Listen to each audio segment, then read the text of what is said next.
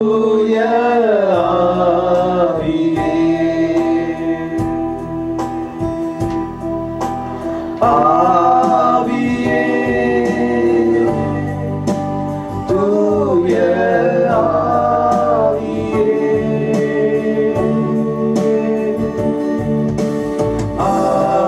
ஆவியே, தூய ஆவியே,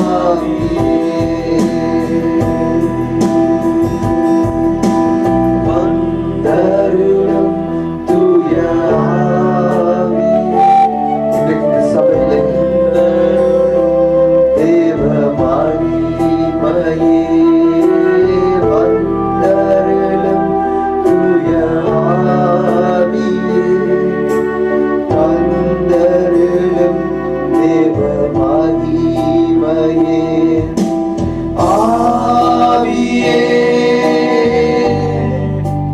தூய ஆவியே ஆவியே தூய ஆவியே. ஹல்லேலூயா ஹல்லேலூயா. வந்தவரும் ஆண்டவரே சுவாமி, ஆண்டவரே உம்முடைய வழி ஆவியை வழி நடத்தும் ஆண்டவரே சுவாமி. இந்த ஞாயிற்றுக்கிழமை ஆண்டவரே சுவாமி, உம்முடைய முதல் பந்தியிலே கலந்து கொள்கிற எங்களை ஆண்டவரே சுவாமி நீர் வந்து அங்கீகரிக்க வேண்டுமாறு ஜெபிக்கிறேன் ஆண்டவரே சுவாமி. ஆண்டவரே புது வழிகளை காட்டி அருளும் ஆண்டவரே. இந்த வருடத்திலே முதலாவது ஞாயிற்றுக்கிழமையிலே ஆண்டவரே சுவாமி, ஆண்டவரே சுவாமி நீர் எங்களுக்கு வழிகாட்ட வேண்டுமாறு ஜெபிக்கிறேன் ஆண்டவரே சுவாமி. ஆண்டவரே இந்த 2014ஆம் வருடத்திலே ஆண்டவரே சுவாமி, ஆண்டவரே நாங்கள் கடந்து செல்லும் போது எங்களுக்கு நீர் வழிகாட்டுகிற ஒரு தீபமாக நிற்க வேண்டுமாறு ஜெபிக்கிறேன் ஆண்டவரே. ஆண்டவரே புது வழிகளை காட்டி அருளும் ஆண்டவரே. புதிதான உயர்வுகளை தந்தருளும் ஆண்டவரே சுவாமி. புதிதாக எல்லாவற்றையும் புதிதாக செய்திருக்கிற தேவன் ஆண்டவரே. என் இதயத்திலே தோன்றாத காரியங்கள், என் கண்கள் காணாத காரியங்கள், என் காதுகள் இன்னும் கேட்காத காரியங்களை நீர் எனக்காக செய்து வைத்திருக்கிறீர். இந்த வருடத்திலே நீர் எனக்காக செய்து முடித்து விட்டீர் ஆண்டவரே. புதிய புதிய ஆசீர்வாதங்களை நன்றி ஆண்டவரே சுவாமி. கடந்து வந்த பாதைகளை நான் திரும்பி பார்க்கவில்லை ஆண்டவரே. ஆண்டவரே நான் இப்ப இருக்கிற நிலைமை கூட நான் பார்க்கவில்லை ஆண்டவரே சுவாமி. என்னை சூழ்ந்து இருக்கிற அலைகளை பார்க்கவில்லை ஆண்டவரே. ஆண்டவரே மேன்மையான நீர் உம்முடைய படகை நோக்கி கடந்து செல்கிறேன் ஆண்டவரே சுவாமி. உம்முடைய கண்மலை நோக்கி நடந்து செல்கிறேன் ஆண்டவரே சுவாமி. வனாந்தரத்தையோ ஆண்டவரே ஓங்கும் புயல் காற்றையோ நான் பார்க்கவில்லை ஆண்டவரே சுவாமி. நீர் எனக்காக வைத்திருக்கிற ஆசீர்வாதம் இதுவென்று நான் அறிந்திருக்கிறேன் ஆண்டவரே. அதை நோக்கி கடந்து செல்கிறேன் ஆண்டவரே சுவாமி. நன்றியோடு ஆண்டவரே, நன்றியோடு கடந்து வந்திருக்கிறோம் ஆண்டவரே. இந்த ஞாயிற்றுக்கிழமை நன்றியோடு கடந்து வந்திருக்கிறோம் ஆண்டவரே சுவாமி. ஹல்லேலூயா ஹல்லேலூயா. நன்றி ஆண்டவரே. ஆண்டவரே சுவாமி, வந்த பிள்ளைகளுக்காக நன்றி செலுத்துகிறேன். இன்னும் வந்து கொண்டிருக்கிற பிள்ளைகளை நீர் கொண்டு வந்து சேர்க்க வேண்டுமாறு ஜெபிக்கிறேன் ஆண்டவரே. இந்த ஆராதனை முழுவதுமாக உம்முடைய பாதத்தண்டையில படைக்கிறேன் சுவாமி. நீர் வழி நடத்தும் ஆண்டவரே. ஆண்டவரே நீர் வழி நடத்தும் தூய ஆவியானவரே. இந்த இடத்துல வந்து அருளும் ஆண்டவரே. எங்களோடு கூட பேசி அருளும் ஆண்டவரே. எல்லாவற்றும் உம்முடைய பாதத்தண்டையில படைக்கிறேன் இயேசுவின் நாமத்திலே. ஆமென் ஆமென் ஆமென் ஆமென் ஆமென். ஹல்லேலூயா ஹல்லேலூயா ஹல்லேலூயா. எத்தனை பேர் மகிழ்ச்சியா இருக்கிறீங்க இந்த கால வேளையிலே? ஆமென். இந்த வருடத்திலே முதலாவது ஞாயிற்றுக்கிழமை, 2014ஆம் வருடம். அநேகர் எத்தனையோ எந்த வாழ்க்கையிலே அநேகர் சொல்லி இருக்கிறார்கள், இந்த வருடத்தை நாங்க பார்க்கவே மாட்டோம், இந்த உலகம் அழிய போகுதுன்னு சொல்லி நான் இதுவரைக்கும் ஒரு 4 முறை கேட்டுட்டேன். சொல்ல போனா ஒரு இந்த உலகம் இதோட அழிய போகுதுன்னு சொல்லி ஒரு 2000 ஆண்டு வருடத்துல நாங்க கேட்டுட்டு இருக்கிறோம். ஆனா ஆண்டவர் எங்களுக்கு அவருடைய சுத்த கிருபையினால 2014ஆம் வருடத்துக்கு எங்களை கூட்டிட்டு சென்று வந்திருக்கிறார். அதுக்காக உலகம் அழியலன்னு சொல்லல, ஆண்டவர் வரமாட்டான்னு சொல்லல, அவர் கண்டிப்பா வருவாரு. இந்த உலகத்துல இருக்கிற எல்லாவற்றையும் அழித்து புதிதாக எங்களுக்கு சிருஷ்டிப்பாரு. ஆனா இன்னும் இதுவரைக்கும் எங்களுக்கு தேவன் கிருபையாக இந்த காலத்தை கொடுத்திருக்கிறார், அவருக்காக ஊழியம் செய்யறதற்காக, அவருக்காக ஜீவிக்கிறதற்காக. ஆமென் ஆமென். நாங்கள் எல்லோரும் எழுந்திருந்த வண்ணமாக இந்த பாடலை பாடுவோம். என்னை மறவா இயேசு நாதா, உந்தன் தயவால் என்னை நடத்தும். எங்களை மறக்காத தேவன் இதுவரைக்கும் எங்களை நடத்தி கொண்டு வந்திருக்கிறார், இனியும் அவர் எங்களை நடத்தி செல்வார்.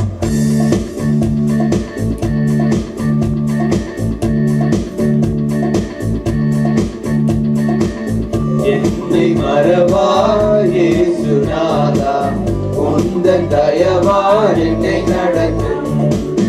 என்னை மறவா இயேசு நாதா, உந்தன் தயவால் என்னை நடத்தும்.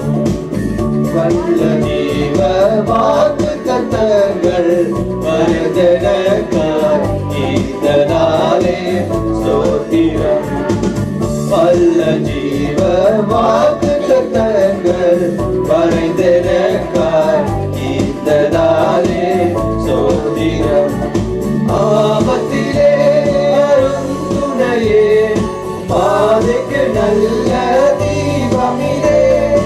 ஆபத்திலே அருந்துணையே, பாதைக்கு நல்ல தீபமிலே, என்னை மறவா இயேசுநாதா, உந்தன் தயவா என்னை நடத்தும், என்னை மறவா. நாங்க இந்த பாடத்துல ஒவ்வொரு சரணத்தை, நான் நேற்று தான் பாஸ்டர் எனக்கு அதை காட்டக்குள்ள நான் கவனிச்சேன், இந்த பாட்டுல இருக்கிற ஒவ்வொரு சரணமும் ஒரு வாக்கு தத்துவம்.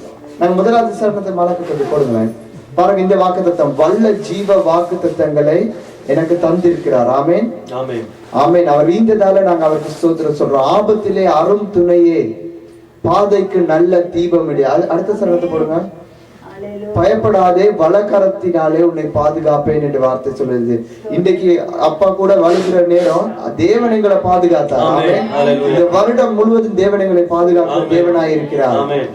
ஏழை என்னை கையில் நின்று எவரும் பறிக்க இயலாதே. ஏழையான என்னை அவருடைய கையில இருக்கிற பொக்கிஷமாகுமா இந்த வாக்குத்தத்தம் சொல்லி. தாய் தன் சேனையை மறந்து விட்டாலும் உன்னை மறவேன் என்று வாக்குத்தத்தம் சொல்லியிருக்கிறாரு. உள்ள கையில என்னை வரைஞ்சிருக்கிறேன் என்று தேவன் சொல்லுகிறார் இந்த வாக்குத்தத்தம். ஆமென். திக்கற்றோராய் கைவிடேன் என்று சொல்லி இருக்கிறார். இந்த வருடத்துல நீங்க ஒரு நாள் திக்கற்றோராக போக மாட்டீங்க. கலங்கிடீரே என்றதாலே ஸ்தோத்திரம். நீர் அறியா யாதும் நேரிடாது. உங்களோட வாழ்க்கையில என்ன பிரச்சனை இருக்குன்னு சொன்னாலும் தேவனுக்கு அறியாம ஒன்றும் வராது. என் தலை முடி கூட அவர்கள் எண்ணி வச்சிருக்கிறாரு. ஆமென் ஆமென். அடுத்த சரணத்தை போடுங்க. உன்னை தொடுவோன், என் கண்மணியை தொடுவான் என்று சொல்லியிருக்கிறது. ஆக்கள் யாராவது உங்களுக்கு மனத்தில் வேதனைப்படுற மாதிரி ஏதாவது சொல்றாங்களா, உங்களுக்கு எதிராக ஏதாவது செய்யறாங்களா, ஆண்டவர் சொல்றாரு அவங்க உங்களுக்கு அவர் தேவனுடைய கண்மணியை தொடுறாங்கன்னு சொல்லி தேவன் வாக்குத்தத்தம் கொடுக்கிறாரு. ஆமென். அக்கினியின் மதிலாக அன்பான தேவன் எங்களை காத்திடுவார் சொல்லி இந்த வாக்குத்தத்தம் சொல்லி இருக்கிறார். நாங்க உனக்கு எதிராய் எழும்பிடும் ஆயுதம் ஒன்றும் வாய்க்காதே போகும் சொல்லி இந்த வாசனம் சொல்லி இருக்கிறோம். நாங்க இந்த ஒவ்வொரு இதையும் சொல்லக்கூட ஆமென் முழு இதயத்தோடு நாங்க விசுவாசத்தோடு இந்த பாடலை பாடுவோம். அப்பொழுது அந்த வருடத்தில் இந்த வாக்குத்தத்தங்கள் எங்களுக்கு நிச்சயமாகவே ஆமென் ஆமென் என்று அருள் இருக்கும். மறுபடியும் பாடுவோம். ஆமென். என்னை மறவா இயேசுநாதா, உந்தன் தயவா என்னை நடத்தும். என்னை மறவா இயேசுநாதா, உந்தன் தயவா என்னை நடத்தும்.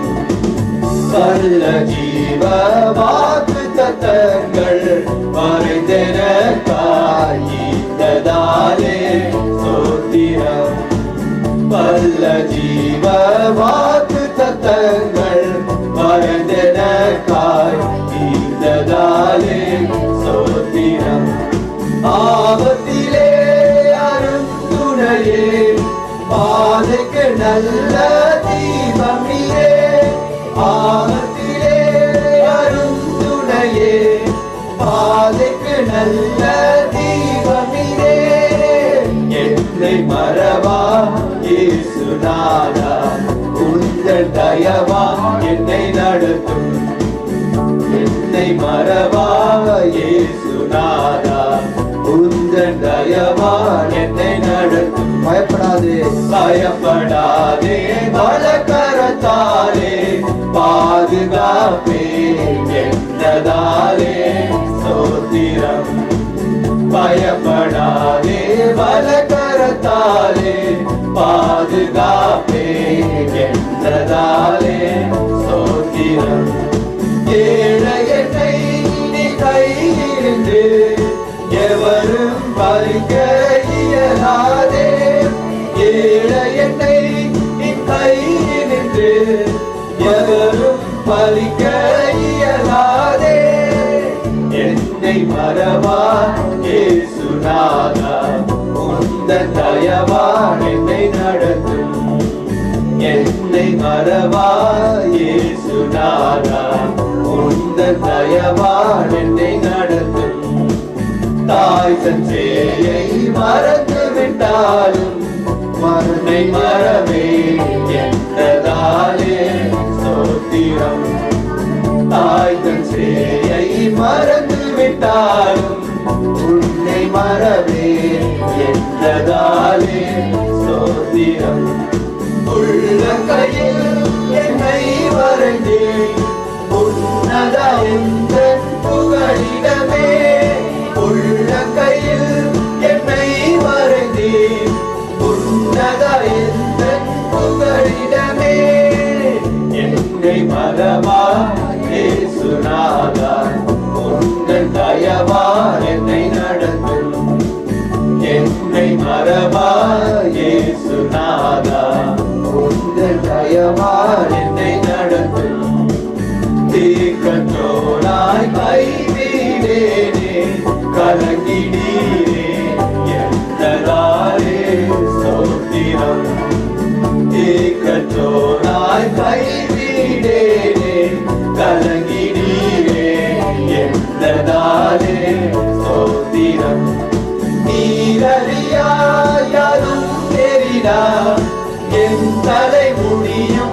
எண்ணினீரே நீரறியா யாரும் தெரியா என் தலை முடியும் எண்ணினீரே என்னை மறவா இயேசுநாதா உந்த தயவா என்னை நடத்தும் என்னை மறவா இயேசுநாதா உந்த தயவா என்னை நடத்தும் உன்னை தொடுவோம் என் கண்மணியை தொடுவதாக உரைத்ததாலே ஸ்தோத்திரம் உன்னை தொடுவோம் என் கண்மணியை தொடுவதாக உரைத்ததாலே ஸ்தோத்திரம் அக்கினி மதிலாக அன்பரே என்னை காத்திடுமே அக்கினி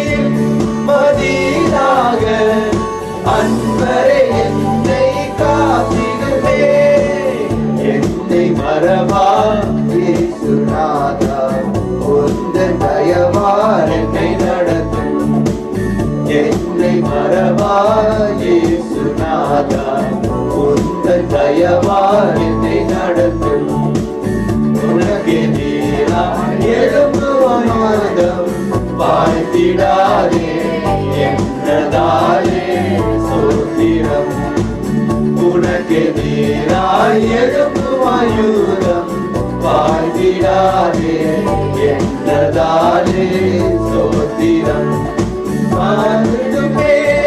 நாமத்திலே பரனே எனக்காய் ஜெய கொடியே பரந்திடுமே உன் நாமத்திலே பரனே எனக்காய் ஜெய கொடியே என்னை மறவா இயேசுநாதா உந்த தயவா என்னை நடத்து என்னை மறவா இயேசுநாதா உந்த தயவா என்னை நடத்து.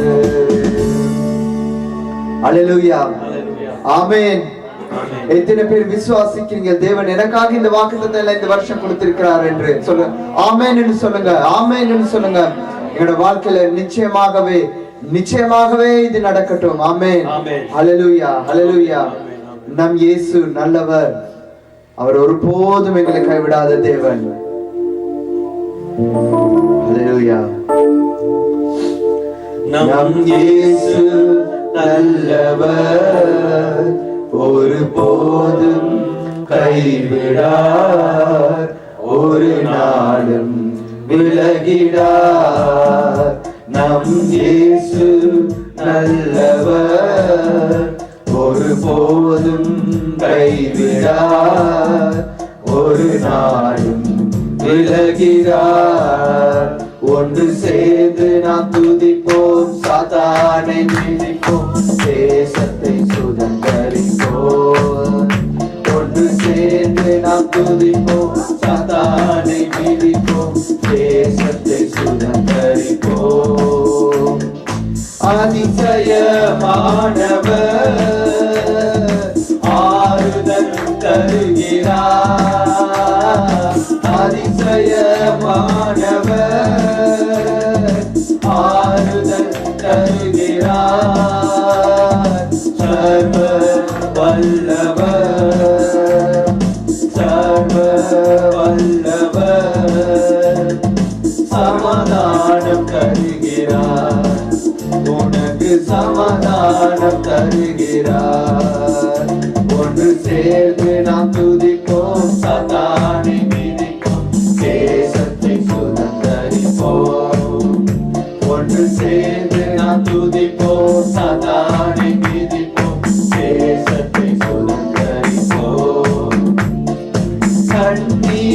காண்கிறார், கதறலை கேட்கிறார். கண்ணீரை காண்கிறார், கதறலை கேட்கிறார்.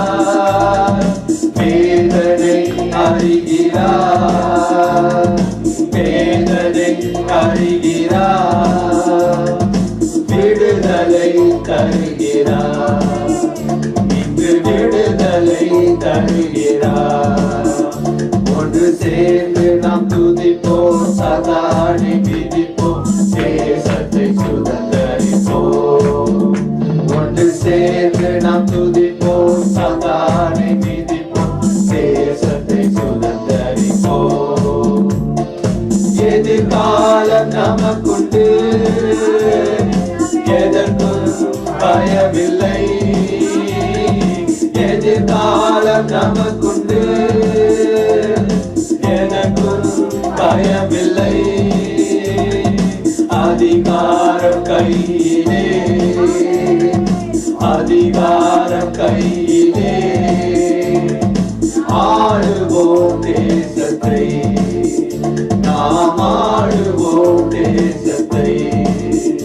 ஒன்று சேர்ந்து நாம் துதிப்போம், சத்தானை மிதிப்போம், தேசத்தை சுதந்தரிப்போம். ஒன்று சேர்ந்து நாம் துதிப்போம், சத்தானை மிதிப்போம், தேசத்தை சுதந்தரிப்போம். நொறுங்குண்ட நெஞ்சமே நோக்கிடு இயேசுவை, நொறுங்குண்ட நெஞ்சமே நோக்கிடு இயேசுவை. கூப்பிடு உண்மையா, இன்று கூப்பிடு உண்மையா. குறைவெல்லாம் நீக்குவார், உன் குறையெல்லாம் நீக்குவார். ஒன்று சேர்ந்து நாம் துதிப்போம், சத்தானை மிதிப்போம், தேசத்தை சுதந்தரிப்போம். ஒன்று சேர்ந்து நாம் துதிப்போம், சத்தானை மிதிப்போம், தேசத்தை சுதந்தரிப்போம். நம் இயேசு நல்லவர், ஒருபோதும் கைவிடார், ஒரு நாள் விலகிடார். சேர்ந்து நாம் துதிப்போம், சாத்தானை மிதிப்போம், தேசத்தை சுதந்தரிப்போம். ஒன்று சேர்ந்து நாம் துதிப்போம், சாத்தானை மிதிப்போம், தேசத்தை சுதந்தரிப்போம்.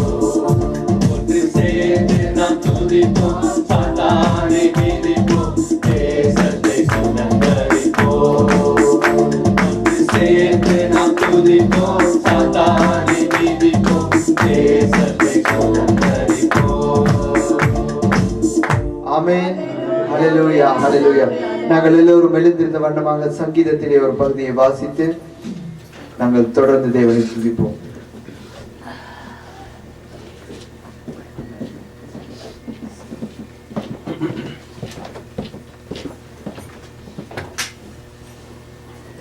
நம்மளால் சங்கீதம் 91வது சங்கீதத்தை நாம் எடுத்துக்கொள்வோம்.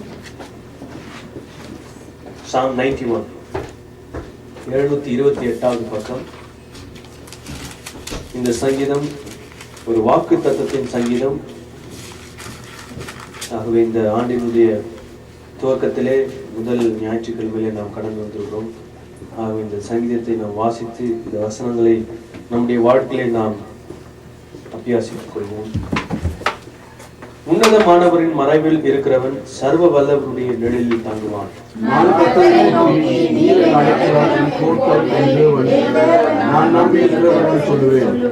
அவர் உன்னை வேடனுடைய கண்ணிக்கும் பாழாக்கும் கொள்ளை நோய்க்கும் தப்புவிப்பார்.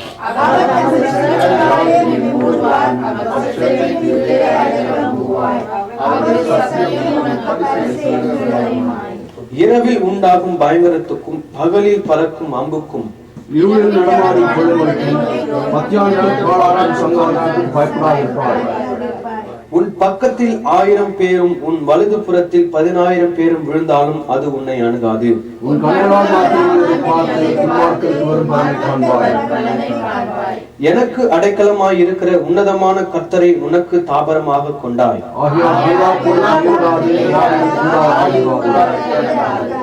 உன் வழிகளில் எல்லாம் உன்னை காக்கும்படி உனக்காக தம்முடைய தூதர்களுக்கு கட்டளையிடுவார்.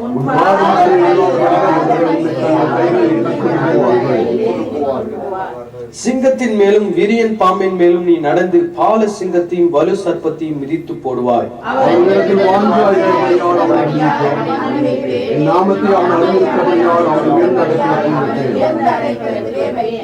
அவன் என்னை நோக்கி கூப்பிடுவான், நான் அவனுக்கு மறு உத்தரவு அருளி செய்வேன். ஆபத்திலே நானே அவனோடு இருந்து அவனை தப்புவித்து அவனை கனப்படுத்துவேன்.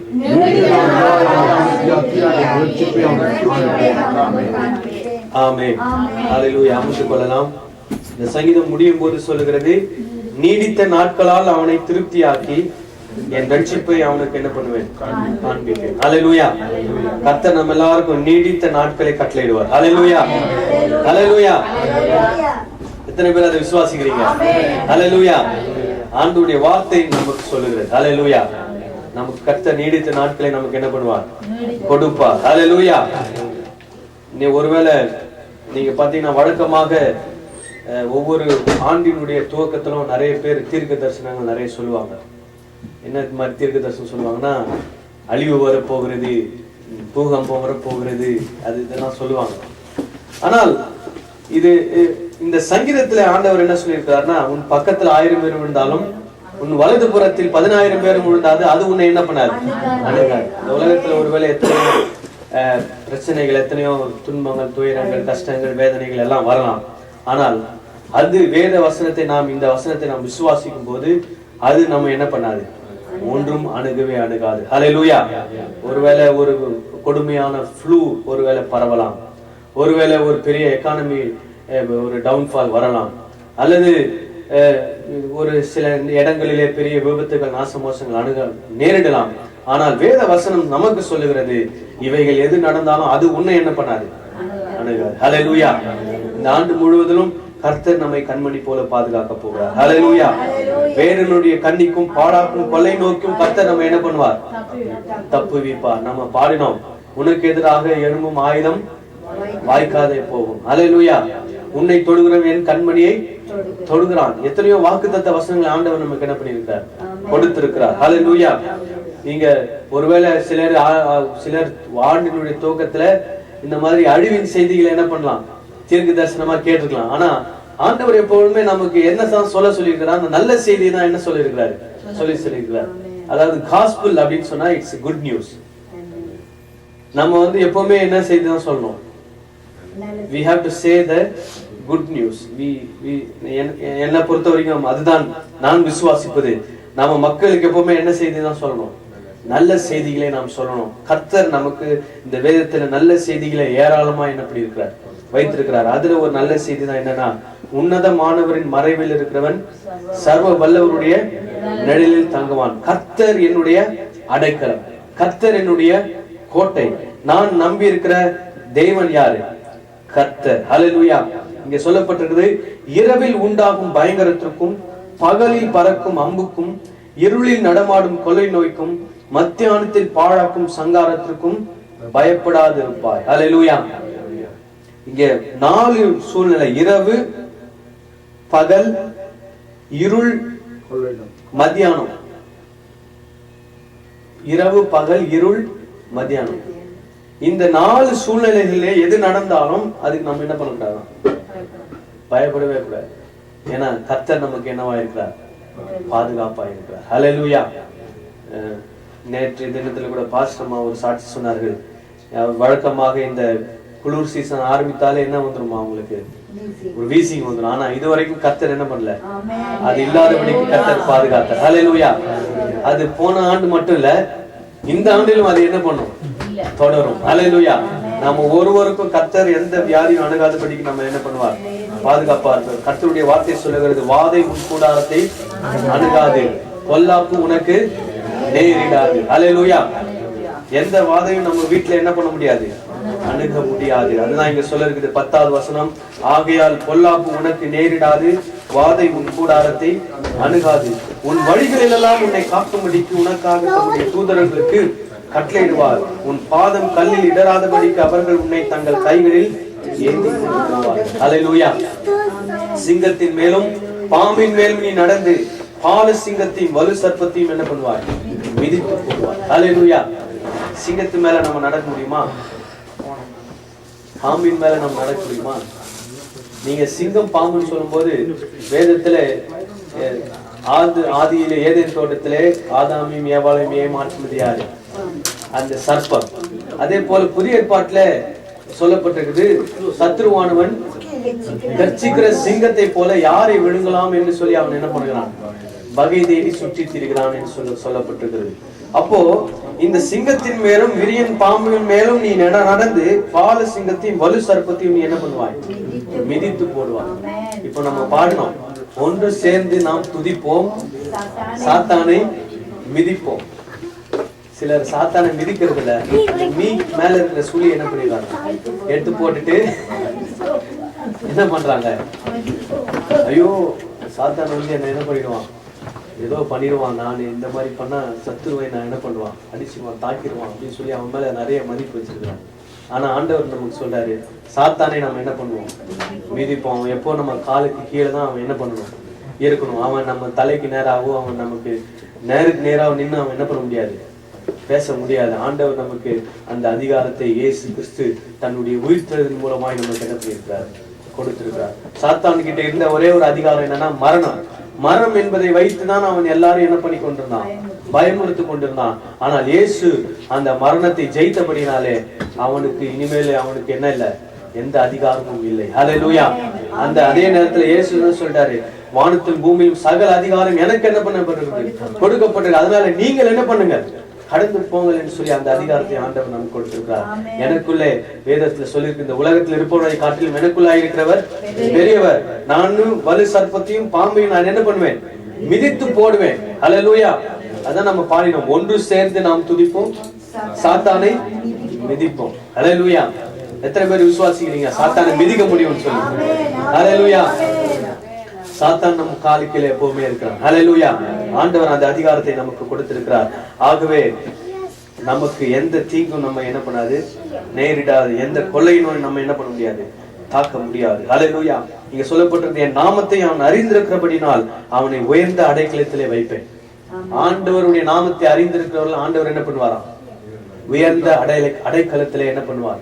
வைப்பார். நீங்க பாத்தீங்கன்னா கழுகுகள் வந்து எப்பவுமே உயரமான இடத்துல தான் என்ன பண்ணும்? கூடு கட்டும். அதுவும் சில நேரத்துல அந்த ஒரு மலையினுடைய கிளிப்னு சொல்லுவாங்க, அந்த மாதிரி இடங்கள்ல அது என்ன பண்ணும்? கூடு கட்டும். யாருமே அதை போய் என்ன பண்ண முடியாது? ரீச் பண்ண முடியாது. அந்த கூட்டை போய் கலைக்க முடியாது. அந்த மாதிரி ஆண்டவர் நம்மள என்ன பண்ணுவாராம்? உயர்ந்த அடைக்கலத்துல என்ன பண்ணுவாராம்? நம்மளை வைப்பார். யாருமே நம்மளை தொடவே முடியாது. நம்மளை ரீச் பண்ணி நம்மளை தொடவே முடியாது. ஹல்லேலூயா. இங்க சொல்லப்பட்டிருக்கு, அவன் என்னை நோக்கி கூப்பிடுவான், நான் அவனுக்கு மறு உத்தரவு அழிவு செய்வேன். ஆபத்திலே நானே அவனோடு இருந்து அவனை என்ன பண்ணுவேன்? தப்புவித்து அவனை கனப்படுத்துவேன். நம்ம நினைக்கிறோம் நமக்கு எந்த ஆபத்தும் இல்ல வரலன்னு நம்ம நினைக்கிறோம். ஆனா நீங்க வந்து டிஃப்ரெண்ட் ஆங்கிள் இருந்து உங்களையே நீங்க பாத்தீங்கன்னா எந்தெந்த விதமான ஆபத்துகள் உங்களுக்கு வந்தது, எப்படிலாம் நீங்க தப்பித்தீங்கன்னு சொல்லிட்டு வேற ஒரு ஆங்கிள் இருந்து பார்த்தாதான் உங்களுக்கு அது தெரியும். உங்களுடைய நீங்களா நின்று அதை பார்த்தா உங்களுக்கு என்ன பண்ணாது? தெரியாது. ஆனா இங்க வேதத்துல ஆண்டவர் சொல்றாரு, ஆபத்திலே நானே அவனோடு இருந்து அவனை என்ன பண்ணேன்? தப்புவித்து அவனை நான் என்ன பண்ணேன்? கனப்படுத்தேன். ஹல்லேலூயா. இந்த கடைசி வசனம் தான், நீடித்த நாட்களால் அவனை திருப்தியாக்கி என் ரட்சிப்பை அவனுக்கு என்ன பண்ணுவேன்? காண்பிப்பேன். ஹல்லேலூயா. கர்த்தர் நம்ம எல்லாருக்கும் நீடித்த நாட்களை என்ன பண்ணிருக்காரு? கட்டளை இருக்கிறார். அதே சங்கீதம் 23 சொல்லுகிறது, என்ன சொல்லுகிறது? நீடித்த நாட்களாய் நன்மை கிருபை என்னை தொடரும், கர்த்தருடைய வீட்டிலே நீடித்த நாட்களாய் நான் என்ன பண்ணுவேன்? நீடித்த நாட்களாய் நம்ம ஆண்டவர் நம்ம என்ன பண்ணுவாரு? திருப்தி வாக்குவாரு. நம்ம என்ன பண்ண போறோம்? நீடித்த நாட்களாய் கர்த்தருடைய வீட்டில் என்ன பண்ண போறோம்? நிலைத்திருக்க போறோம். ஹல்லேலூயா. இந்த நீடித்த நாட்கள் என்று சொல்லி அந்த வாக்குத்தத்தத்தை கர்த்தர் நமக்கு என்ன பண்ணுகிறார்? தருகிறார். ஹல்லேலூயா. மறுபடியும் நாம் கர்த்தரை நாம் துதிக்க போகிறோம். நம்மெல்லாம் உற்சாகமாய் பாடல்கள் பாடி தேவனுடைய நாமத்துக்கு நாம் மகிமை செலுத்தலாம். ஹல்லேலூயா. ஹல்லேலூயா. ஹல்லேலூயா. நீடித்த நாட்களாய் எங்களை நிலைத்திருக்க வைத்திருக்கிற தேவன், மறுபடியும் தேவன் இந்த வருடத்தில் எங்களுக்கு வாக்குத்தத்தம். ஆமென். ஹல்லேலூயா. ஹல்லேலூயா. நாங்கள் இந்த நேரத்தில் இந்த எல்லோரும் எழுந்திருந்த வண்ணமாக இந்த பாடலை பாடுவோம். அனைவருக்கு சில நேரம் தெரியாத ஒரு பாடலாக இருக்கலாம். துதித்து பாடிட பாத்திரமே.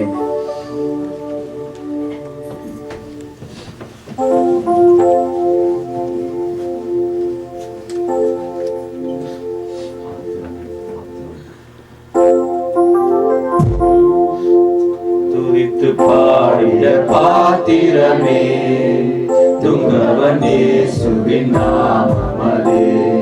துதிகளின் மத்தியில் வாசம் செய்யும் தூயனே, யமாய் ஸ்தோத்தரிப்போமே.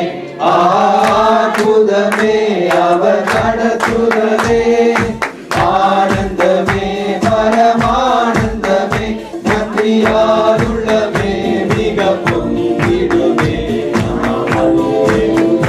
துதி சாற்றிடுவோம், நன்றியாலுள்ளமே மிக பொங்கிடுமே. துதி சாற்றிடுவோம். கடந்த நாட்களில் கண்மணி போல் கருத்துடன் நம்மை காத்தாரே. கடந்த நாட்களில் கண்மணி போல் கருத்துடன் நம்மை காத்தாரே. கர்த்தரையே நம்மை ஜீவித்திட கிருபையும் நீர்தான் ஸ்தோத்தரிப்போமே.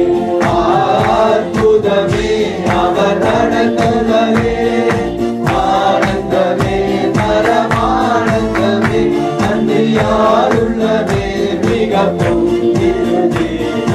அல்லேலூயா துதி சாற்றிடுவோம், நன்றியாலுள்ளமே மிக பொங்கிடுமே.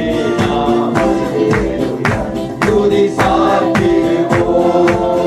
அக்கினி ஊராய் நடந்தாலும், ஆடையில் நன்றியை கடந்தாலும், அக்கினி ஊராய் நடந்தாலும், ஆடையில் நன்றியை கடந்தாலும், சோதனையோ மிக பெருகினாலும், ஜெயம் நமக்கீர்த்தனம் ஸ்தோத்தரிப்போமே.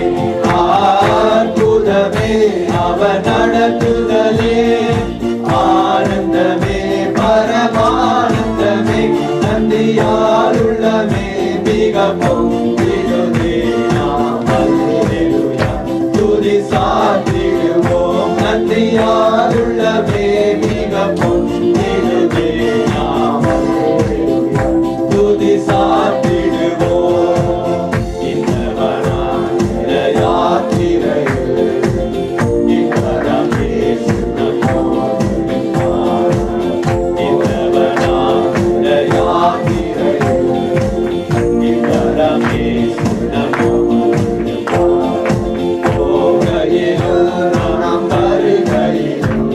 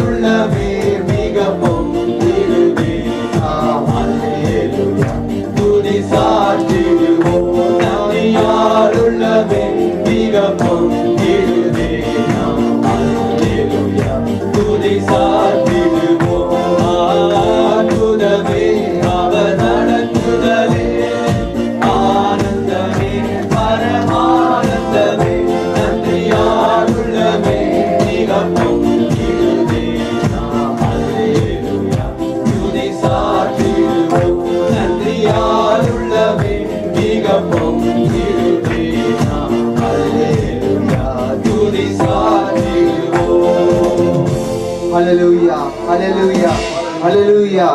நன்றியால் பொங்கிடுதே, ஏனென்றால் எங்களுடைய தேவன் எங்களை வழி நடத்துகிறார். ஹல்லேலூயா ஹல்லேலூயா ஹல்லேலூயா. ஆமாண்டவரே சுவாமி, ஸ்தோத்திரிக்கிறோம் ஸ்தோத்திரிக்கிறோம். நிச்சயமாகவே எங்களுக்கு வெற்றி உண்டு. ஆமாண்டவரே சுவாமி, ஹல்லேலூயா. வாதையின் கூடாரத்தை அணுகாது என்று தேவன் எங்களுக்கு வாக்குத்தத்தம் சொல்கிறார். நாங்கள் வாசித்த சங்கீதத்தை போல பகலிலும் இரவிலும் இருளிலும் மத்தியான வேளையிலும் எங்களுக்கு ஒரு நோயும் ஒன்றுமே வாய்க்காமல் தேவன் எங்களை பாதுகாக்கிற தேவன். வாதையின் கூடாரத்தை அணுகாது, பொல்லாப்பு உனக்கு நேரிடாது மகனே. வாதை உந்தன் கூடாரத்தை அணுகாது மகனே, பொல்லாப்பு நேரிடாது நேரிடாது மகனே.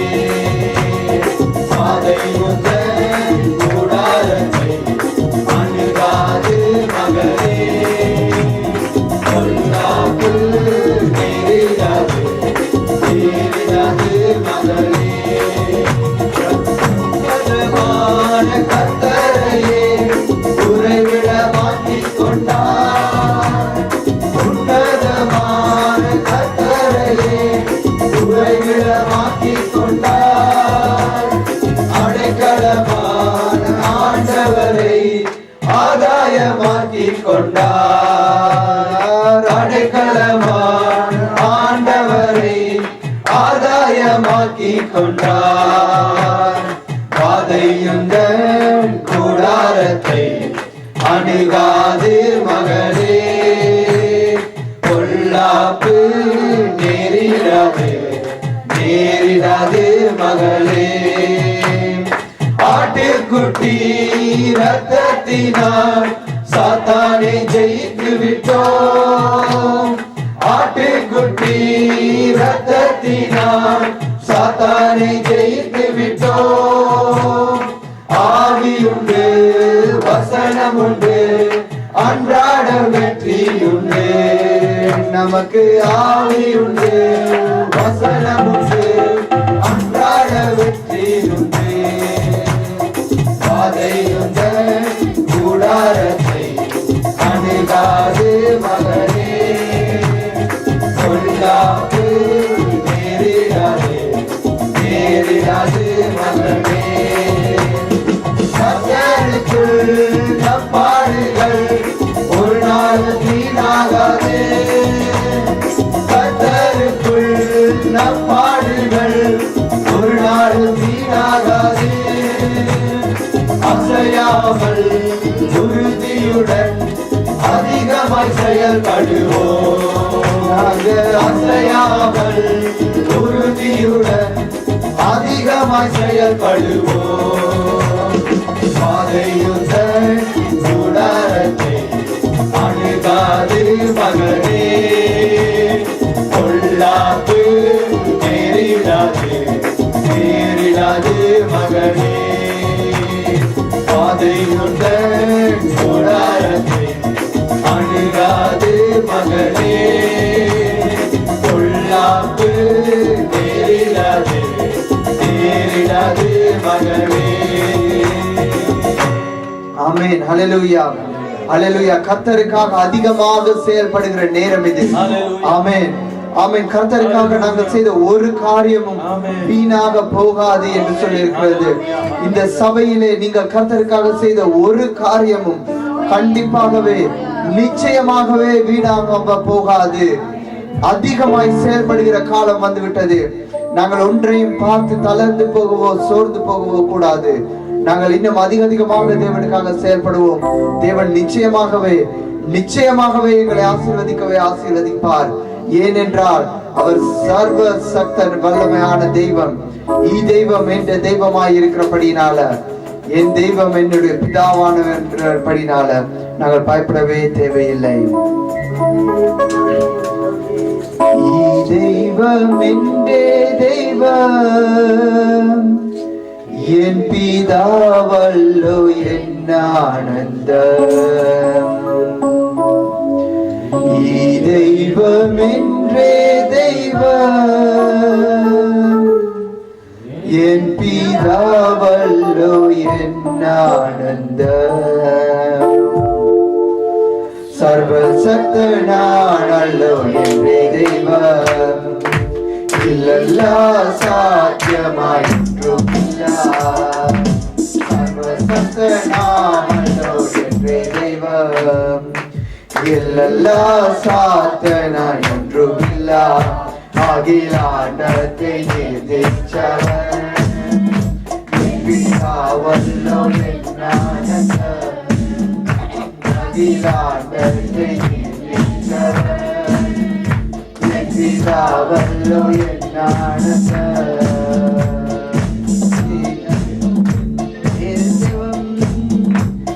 പിതാവല്ലോ എന്നാനന്ദം. ഈ ദൈവം എന്റെ ദൈവം, എൻ പിതാവല്ലോ എന്നാനന്ദം. ശാലോം യഹോവ എന്റെ സമാധാനം. ശാലോം യഹോവ എന്റെ ജയക്കൊടിയാം. ശാലോം യഹോവ എന്റെ സമാധാനം. നീസി യഹോവ എന്റെ ജയക്കൊടിയാം. ഈ ദൈവം എന്റെ ദൈവം, എൻ പിതാവല്ലോ എന്നാനന്ദം. ഈ ദൈവം എന്റെ ദൈവം, എൻ പിതാവല്ലോ എന്നാനന്ദം. സർവശക്തനാമല്ലോ എന്റെ ദൈവം, ഇല്ലെല്ലാം സാധ്യമായൊന്നുമില്ല. സർവശക്തനാമല്ലോ എന്റെ ദൈവം, ഇല്ലെല്ലാം സാധ്യമായൊന്നുമില്ല. അഖിലാണ്ടത്തെ നിർമ്മിച്ചവൻ എൻ പിതാവല്ലോ എന്നാനന്ദം. അഖിലാണ്ടത്തെ നിർമ്മിച്ചവൻ എൻ പിതാവല്ലോ എന്നാനന്ദം. രാമാ യഹോവ എന്റെ സൗഖ്യമാക്കും. രാമാ യഹോവ എങ്ങും അവനുണ്ട്. രാമാ യഹോവ എന്റെ സൗഖ്യമാക്കും. ശമ്മാ യഹോവ എങ്ങും അവനുണ്ട്. ഈ ദൈവം എന്റെ ദൈവം, എൻ പിതാവല്ലോ എന്നാനന്ദം. ഈ ദൈവം എന്റെ ദൈവം, എൻ പിതാവല്ലോ എന്നാനന്ദം. സർവശക്തനാണല്ലോ എന്റെ ദൈവം, ഇല്ലെല്ലാം സാധ്യമായൊന്നുമില്ല. സർവശക്തനാണല്ലോ എന്റെ ദൈവം, ഇല്ലെല്ലാം സാധ്യമായൊന്നുമില്ല. അഖിലാണ്ടത്തെ നിർമ്മിച്ചവൻ എൻ പിതാവല്ലോ എന്നാനന്ദം. അഖിലാണ്ടത്തെ നിർമ്മിച്ചവൻ എൻ പിതാവല്ലോ എന്നാനന്ദം. ശാലോം യഹോവ എന്റെ സമാധാനം. നീസി യഹോവ എന്റെ ജയക്കൊടിയാം. ശാലോം യഹോവ എന്റെ സമാധാനം. നീസി യഹോവ എന്റെ ജയക്കൊടിയാം. ഈ ദൈവം എന്റെ ദൈവം, എൻ പിതാവല്ലോ എന്നാനന്ദം. ഈ ദൈവം എന്റെ ദൈവം, എൻ പിതാവല്ലോ എന്നാനന്ദം. സർവശക്തനാമല്ലോ എന്റെ ദൈവം, ഇല്ലെല്ലാം സാധ്യമായൊന്നുമില്ല. സർവശക്തനാമല്ലോ എന്റെ ദൈവം, ഇല്ലെല്ലാം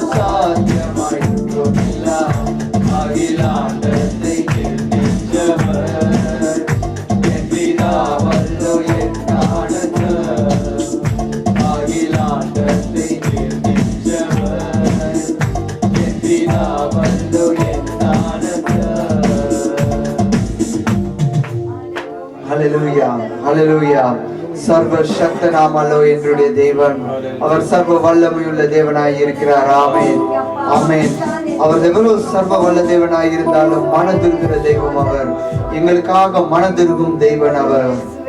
நாங்கள் இந்த பாடலை பாடுவோம். மனதிருக்கும் தெய்வமே இயேசையா, மனதார துதிப்பேன் உம்மை ஸ்தோத்தரிப்பேன் என்ற பாடல்.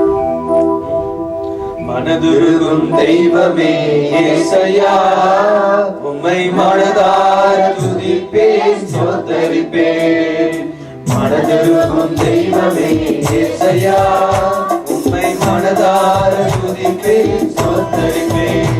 நீ நல்லவர், சர்வ வல்லவர், நீ நல்லவர், சர்வ வல்லவர், உம் இரக்கத்துக்கு முடிவே இல்லை, அளவே இல்லை, உன் இரக்கத்துக்கு முடிவே இல்லை, உன் அன்புக்கு அளவே இல்லை. அவை காலையோடு புதிதாயிருக்கும், அவை காலையோடு புதிதாயிருக்கும். நீயாக இருக்கிறது பாடுகளை ஏற்றுக்கொண்டு மனிதர்களை சுமந்து கொண்டீர். எங்களது பாடுகளை ஏற்றுக்கொண்டு துன்பங்களை சுமந்து கொண்டீர். ஐயா துன்பங்களை சுமந்து கொண்டீர். ஐயா துன்பங்களை சுமந்து கொண்டீர். நீ நல்லவர், சர்வ வல்லவர், நீ நல்லவர், சர்வ வல்லவர், உன் இரக்கத்துக்கு முடிவே இல்லை, அளவே இல்லை, உங்கள் இரக்கத்துக்கு முடிவே இல்லை, உன் அன்புக்கு அளவே இல்லை.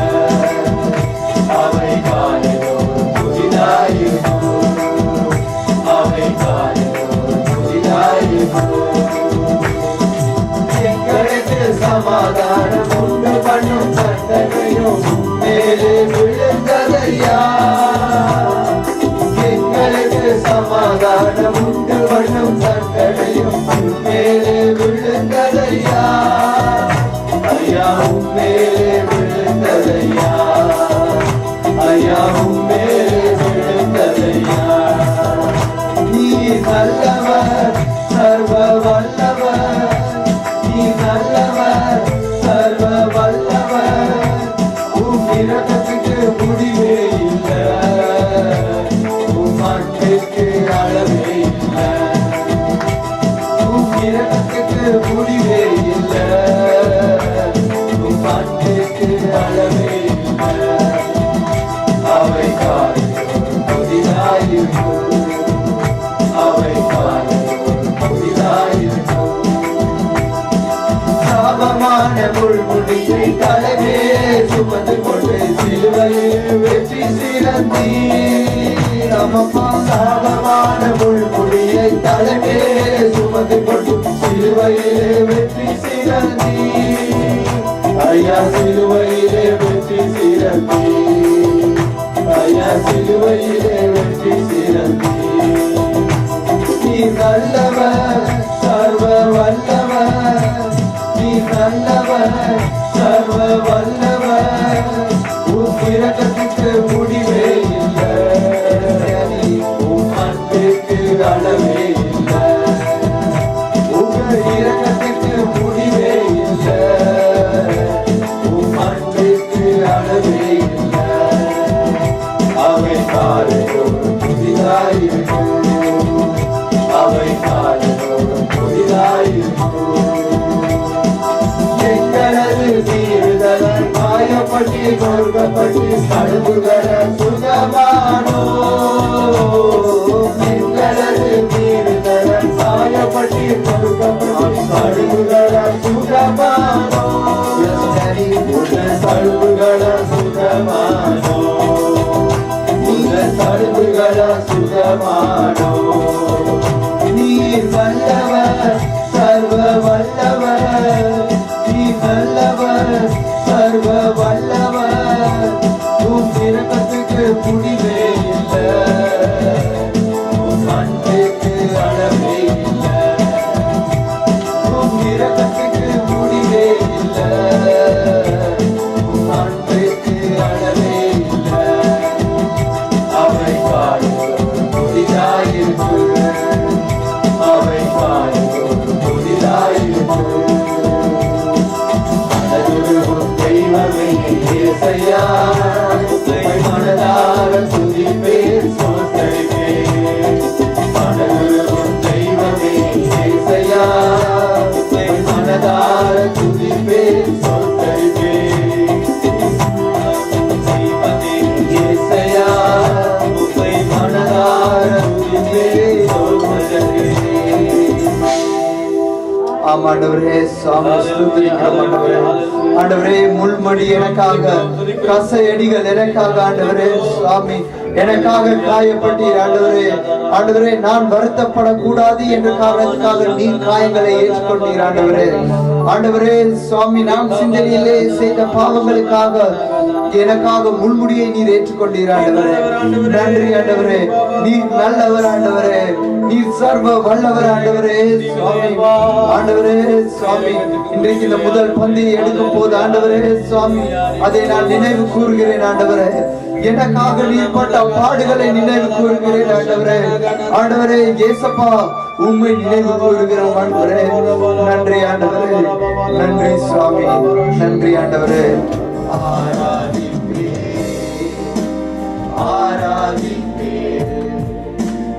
ஆராதிப்பேன் இயேசுவை, ஆராதிப்பேன், ஆராதிப்பேன், ஆராதிப்பேன் இயேசுவை. இன்பமோ துன்பமோ, சுகமோ வியாதியோ, ஆராதிப்பேன் இயேசுவை. இன்பமோ துன்பமோ, சுகமோ வியாதியோ, ஆராதிப்பேன் இயேசுவை. நேசிப்பேன், நேசிப்பேன், நேசிப்பேன் இயேசுவை. நேசிப்பேன், நேசிப்பேன், நேசிப்பேன் இயேசுவை. நன்மையோ தீமையோ, செல்வமோ வறுமையோ, நேசிப்பேன் இயேசுவை. நன்மையோ தீமையோ, செல்வமோ வறுமையோ, நேசிப்பேன் இயேசுவை. பின்தொடர்வேன், பின்தொடர்வேன், பின்தொடர்வேன் இயேசுவை. பின்தொடர்வேன், பின்தொடர்வேன், பின்தொடர்வேன் இயேசுவை. வெற்றியோ தோல்வியோ, நிந்தையோ புகழ்ச்சியோ, பின்தொடர்வேன் இயேசுவை. வெற்றியோ தோல்வியோ, நிந்தையோ புகழ்ச்சியோ, பின்தொடர்வேன் இயேசுவை. நீரே எல்லாம், நீரே எல்லாம், நீரே எல்லாம் இயேசுவே. எனக்கு நீரே எல்லாம், நீரே எல்லாம், நீரே எல்லாம் இயேசுவே. நீரே எல்லாம், நீரே எல்லாம், நீரே எல்லாம் இயேசுவே. ஆம் சுவாமி, எல்லாம் எனக்கு நீரே ஆண்டவரே சுவாமி. உயர்வோ தாழ்வோ, புகழ்ச்சியோ வறுமையோ ஆண்டவரே, செல்வமோ ஆண்டவரே, என்னவா இருந்தாலும் ஆண்டவரே, எனக்கு எல்லாமே நீர் தான் ஆண்டவரே சுவாமி. ஆண்டவரே, இந்த சபையை முழுவதுமாக உடைய பாதத்தண்டையில் ஒப்படைக்கிறோம் அப்பா. ஆண்டவரே, உடைய வசனத்தினாலே பேசும் ஆண்டவரே. தாசன் கொண்டு வருகிற ஒவ்வொரு வசனத்தினாலே எங்களோடு கூட பேசி அருளும் ஆண்டவரே. ஆண்டவரே சுவாமி, எல்லாவற்றிலும் நீரே எங்களோடு கூட தள்ளும் ஆண்டவரே. நாங்கள் பங்கு கொள்ள போகிற உங்களுடைய ஆண்டவரே சுவாமி, இந்த முதல் பந்தியிலும் கூட ஆண்டவரே நீர் எங்களோடு கூட தள்ளும் ஆண்டவரே. உண்மை நினைவு கூர்ந்து முழுமையாக எங்களை ஒப்படைத்த ஆண்டவரே சுவாமி, உங்களுடைய பாதத்திலே ஆண்டவரே எங்களை எடுத்து வழி நடத்த எங்களுக்கு கிருபை செய்தரணும். இயேசுவின் நாமத்தில் வேண்டிக் கொள்கிறோம் பிதாவே. ஆமென், ஆமென், ஆமென். நன்றி. எல்லோரும் அமர்ந்திருக்கிறோம்.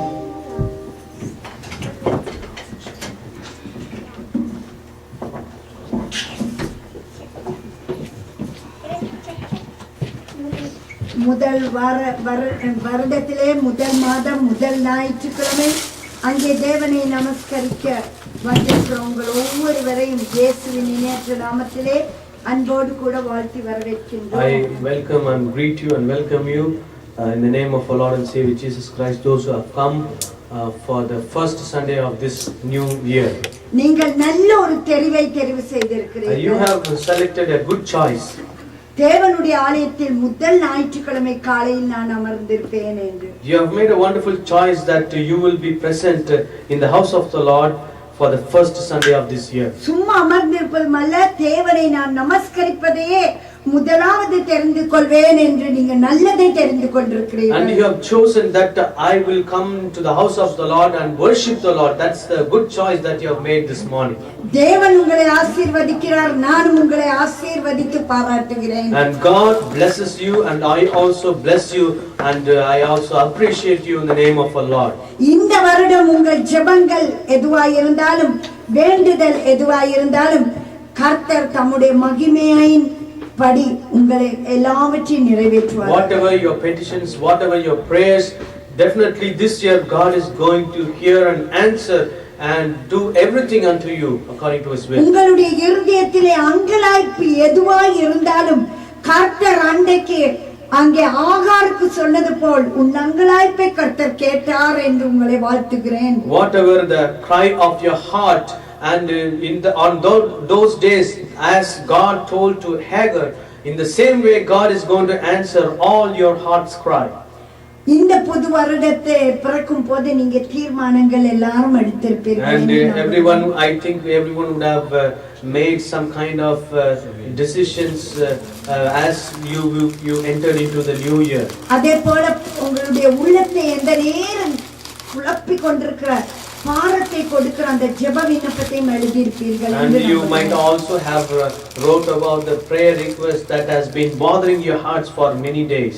நிச்சயமாக தேவன் அதை உங்களுக்கு நிறைவேற்றியே தீருவார். And definitely God will fulfill all that He is going to do unto you. அதுவே உங்களுக்கு தேவன் கொடுக்கிற நல்ல செய்தியாயிருக்கிறது. And that is the good news that God is telling you this morning. சிலவேளை பல வருடங்களாக நீங்க ஜெபித்துக் கொண்டு வந்திருக்கலாம். Maybe you would have prayed for many long years. இனிமேல் எனக்கு பதிலே கிடைக்காது என்று யோசித்திருந்தீர்கள். You may think that no, hereafter I am not going to get any answer for this. அன்றைக்கு ஆபிரகாம் கூட நான் வயது சென்றவனாகி விட்டேனே, இனி எப்படி எனக்கு ஒரு குழந்தை கிடைக்கும் என்று அவ்வளவாய் சோர்வடைந்து Even Abraham became so discouraged that he would have thought that no, I have become so old, how I'm going to get a child in this world. இந்த அங்கே விசுவாசத்தின் தந்தை என்று சொல்லப்படுகிற அந்த பெரிய மனுஷனே அங்கே மனம் சோர்வடைந்து விட்டார். And we call him as the father of faith. He was so discouraged during those days.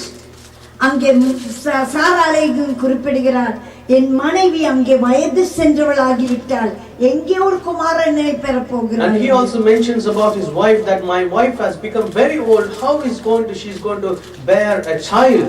ஆனாலும் இந்த காலை வேளையிலே தேவன் சொல்லுகிறார், நீங்க என்னத்தை அந்த முதலாம் நிமிஷத்தில் எழுதினீர்களோ அதை நான் நிறைவேற்றியே தீர்வேன். And God is telling you right now, whatever you wrote on the paper as a prayer request on the first day of this year, and God is going to definitely fulfill everything unto you. உங்கள் உங்களுடைய விண்ணப்பம் எதுவாய் இருந்தாலும், வேண்டுதல் எதுவாய் இருந்தாலும், உங்களுடைய அங்கலாய்ப்பு எதுவாய் இருந்தாலும் கர்த்தர் அதை நிச்சயமாய் இந்த வருடம் சொல்லுவார். Whatever your petitions, whatever your prayers, whatever your heart's cry, this year God is going to fulfill all that you desire. அதே போல நீங்க எடுத்த தீர்மானத்தை நீங்க அங்கே படிப்படியாக நிறைவேற்ற, and whatever the decisions that you have made for this month, for this year, you have to start fulfilling all those decisions. நான் வேதத்தை ஒழுங்காக வாசிக்க போகிறேன் என்று தீர்மானங்கள் எடுத்தீர்களா? If you have decided that I am going to read the Bible regularly every day, ஆரம்பித்து விட்டீர்களா? 5 நாட்கள் ஆகிவிட்டது. have you ever started? No, we have gone 5 days. Have you ever started that? நான் ஒழுங்காக ஜெபத்தை 1 மணித்தியாலமாவது ஜெபிக்க போகிறேன் என்று தீர்மானித்தீர்களா? Now, if you have decided that you are going to pray at least for an hour, அங்கே அதை ஆரம்பித்து விட்டீர்களா? have you started that? அப்படித்தான் கிடைக்காவிட்டாலும் கலங்கி போகாதீங்க, இன்றைக்கு ஆரம்பிங்க. Even if you have not done that, no, you can start even today. அங்கே ஆராதனைகளிலே ஒழுங்காக நான் 52 வாரமும் பங்கு பெற போகிறேன் என்று தீர்மானம் எடுத்தீர்களா? Have you decided that I am going to take part in the worship service all the weeks, all like 52 weeks of this year? அதை நீங்கள் இதோ முதல் வாரத்திலே நிறைவேற்றியிருக்கிறீர்கள். And you have fulfilled this first week of this year. மிகுதி நாட்களையும் நம் தேவன் உங்களுக்கு உதவி செய்வார் அதை நிறைவேற்ற. And even the rest of the 51 weeks, God will help you to fulfill that decision that you have made. உபவாச ஜெபங்களிலே நான் பங்கு பெற்ற வேண்டும் என்று தீர்மானித்தீர்களா? Have you decided that I am going to participate in all the fasting and prayers? அங்கே நேற்றைய தினத்தில் முதல் உபவாச ஜெபம் Yesterday we நடந்தது. had the first fasting and prayer. அதை தவறி இருந்தால் கவலைப்படாதீர்கள். அடுத்த வாரமும் சாட்டர்டே நாங்க அங்கே போன்ல உபவாச ஜெபம் If you have நடத்துவோம். skipped, don't worry about that. Next week we will be having that in our prayer line. ஆகையால் நீங்கள் அதிலே கூட கலந்து You can கொள்ளலாம். also join us in this prayer lines. இல்லாவிட்டாலும் வாரத்தில் 5 நாட்களும் அங்கே நாங்கள் உபவாசத்தோடு அந்த காலை ஜெபத்தை நடத்துகிறோம் 9:30 மணியிலிருந்து. Otherwise, every day, we are conducting that prayer in the fasting in the every day, like from morning 9 a.m. அந்த ஜெபத்திலே நீங்கள் பங்கு And you பெறலாம். can join in that prayer also. அதிலேயும் உபவாசத்தோடு நீங்க தொடர்ந்து ஜெபித்துக் You can கொண்டிருக்கலாம். also fast and pray, and you can continue praying with us. இந்த வருடம் நான் ஒரு ஆத்துமாவையாவது கர்த்தரண்டை கொண்டு வர வேண்டும் என்று தீர்மானித்தீர்களா? If you have decided that I am going to bring at least one soul unto the Lord, கவலை இல்லாமல் ஜெபியுங்கள், கர்த்தர் சரியான ஆளை உங்களுக்கு சந்திக்க. don't worry, you keep on praying. God will help you to look unto the exact person, the right person that you need to meet. ஒவ்வொரு மாத இறுதியிலும் நீங்க எழுதின பேப்பரை ஒரு முறை எடுத்து கையை வைத்து ஆண்டவரே இதை நிறைவேற்ற எனக்கு உதவி செய்யுங்க என்று ஜெபிங்க. And every month you take that paper which you wrote and you just pray by keeping your hands on that paper and say that, Lord, help me to fulfill all these things in this year, Lord. புது வருட செய்தி சொல்லும் போது pastor வாக்குத்தத்தத்தை கொடுத்து சொன்னார், தினமும் அதை உங்களோட வாயினால உங்களோட காது கேட்க அங்கே அறிக்கையிடுங்கள். And every time now when you receive the promise of this year, pastor told that every day you have to confess the promised word, that you confess that so that you can hear that same word in your ears. இன்று காலையிலே நான் தியானத்தை வாசிக்கும் பொழுது கூட இதை வாசிக்கிறவனும் இதை கேட்கிறவனும் இதை கடைபிடிக்கிறவனும் பாக்கியவான் என்று எழுதப்பட்டிருந்தது. And when I was reading the Bible today morning, the word of the Lord said, to those who read this, those who hear this, he is a blessed person. ஆகையால் இந்த நாளும் தேவனுடைய வார்த்தை வாசிங்கள், செவி கொடுங்கள், அதை உங்களுடைய வாழ்க்கையிலே கடைபிடிங்கள். And every day you just read the word of God, you just say the word of God, you just hear the word of God, and you just follow the word of God in your life. ஒரு நாளும் அந்த தேவன் தருகிற ஆசீர்வாதத்துக்கு ஒப்பிட வேற ஒன்றுமே கிடையாது. And there is nothing can be compared to the promises of God. அங்கே தேவன் ஆசீர்வதிக்கும் பொழுது அங்கே சுகத்தினால் ஆசீர்வதிக்கிறார். And when God blesses us, he blesses us with his health. அதே போல கர்த்தருடைய ஆசீர்வாதமே ஐஸ்வரியத்தை தரும். And the blessing of the Lord will give us riches. That's what the word of God அங்கே says. கர்த்தருடைய ஆசீர்வாதம் நம்மை உயர்த்துகிறது. And the blessing of the Lord lifts us up. கர்த்தருடைய ஆசீர்வாதம் நம்மை சந்தோஷமாக சமாதானமாக வாழச் செய்யும். And the blessing of the Lord helps us to live a happy and peaceful life. ஆகையால் அங்கே ஒப்பிடக்கூடியது ஒன்றுமே பூமியில கிடையாது. கர்த்தருடைய There ஆசீர்வாதம் is nothing can be compared to the riches and the blessings of God that God gives us. சரி, முதலாவது ஞாயிற்றுக்கிழமை நாம் என்னத்தை பார்க்க போகிறோம்? And the first Sunday what we are going to see? அங்கே மத்தேயு எழுதின சுவிசேஷம் 6:33 திருப்பிக் கொள்வோம். Matthew chapter 6 verse 33. Shall we turn our Bibles to that portion? மத்தேயு 6:33.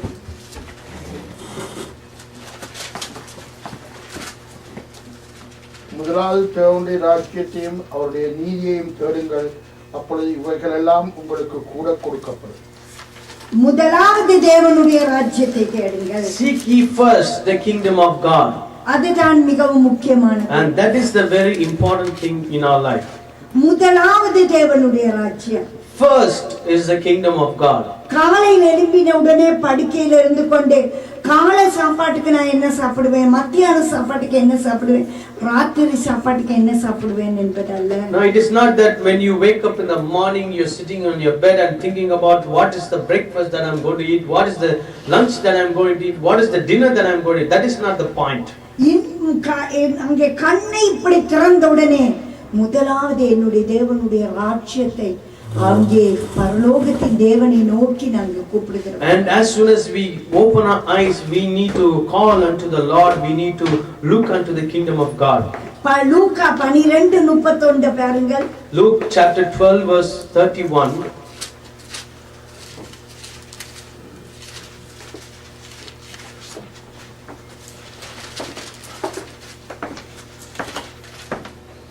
தேவனுடைய ராஜ்யத்தை தேடுங்கள், அப்பொழுது இவைகள் எல்லாம் உங்களுக்கு கூட கொடுக்கப்படும். தேவனுடைய ராஜ்யத்தை தான் தேட வேண்டும். Seek the kingdom of God. அங்கே 1 சாமுவேலில் தேவன் சொல்லுகிறார், என்னை கணம் பண்ணுகிறவர்களை நான் கணம் பண்ணுவேன். In 1 Samuel the Lord says, I will honor those who honor me. என்னை அசட்டை பண்ணுகிறவர்கள் கனவீனப்பட்டு போவார்கள். And those who despise me will not be honored. ஆகையால் நாம் முதலாவது இயேசுவை கணம் பண்ணுகிறவர்களாய் இருக்க So வேண்டும். first of all we need to honor God in our lives. இயேசு நம்மோடு இருந்தால் நாம் எல்லோரும் ஹீரோக்களாய் இருக்கிறோம். When Jesus is with us, we are heroes of this world. ஆனால் இயேசு இல்லாதவர்கள் எல்லோரும் அங்கே ஜீரோவாய் தான் இருப்பார்கள். Without Jesus we are zero. நான் நேற்றைய தினத்துல காரில் போகும் பொழுது பிள்ளைகளை ஏதாவது ஒக்கிபை பண்ண வேண்டும் என்று நான் கேட்டேன். அவர்களிடத்தில் ஒரு வேல்யூ இருக்கிறதா ஜீரோக்கு என்று கேட்டேன். And I was asking when I was going in the car to walk by the children, I asked them whether do they have any, is there any value for a zero?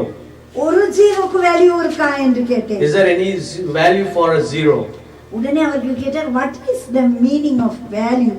What அந்த பிள்ளைகள் கேட்டார்கள்.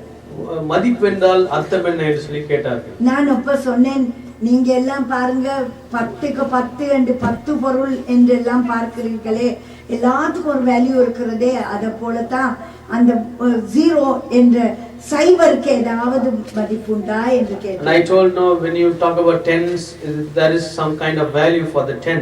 So in the same way, when you talk about zero, is there any value for zero?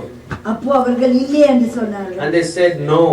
நான் கேட்டேன், 2 zero போட்டாக்க value வருமான்னு. Then I asked, can we put 2 zeros? Is there any value for those 2 zeros?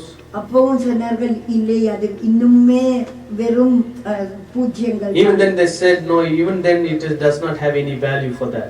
ஆனா நான் சொன்னேன், முன்னால நாங்க ஒரு ஒன்றை போட்ட What happens if we put a 1 on the front of the zeros? உடனே எங்கட இமானுவேல் பாய்ந்து சொன்னார், ஓ that is 100க்கு 100 என்றார். And then Emmanuel said that then that will become 100.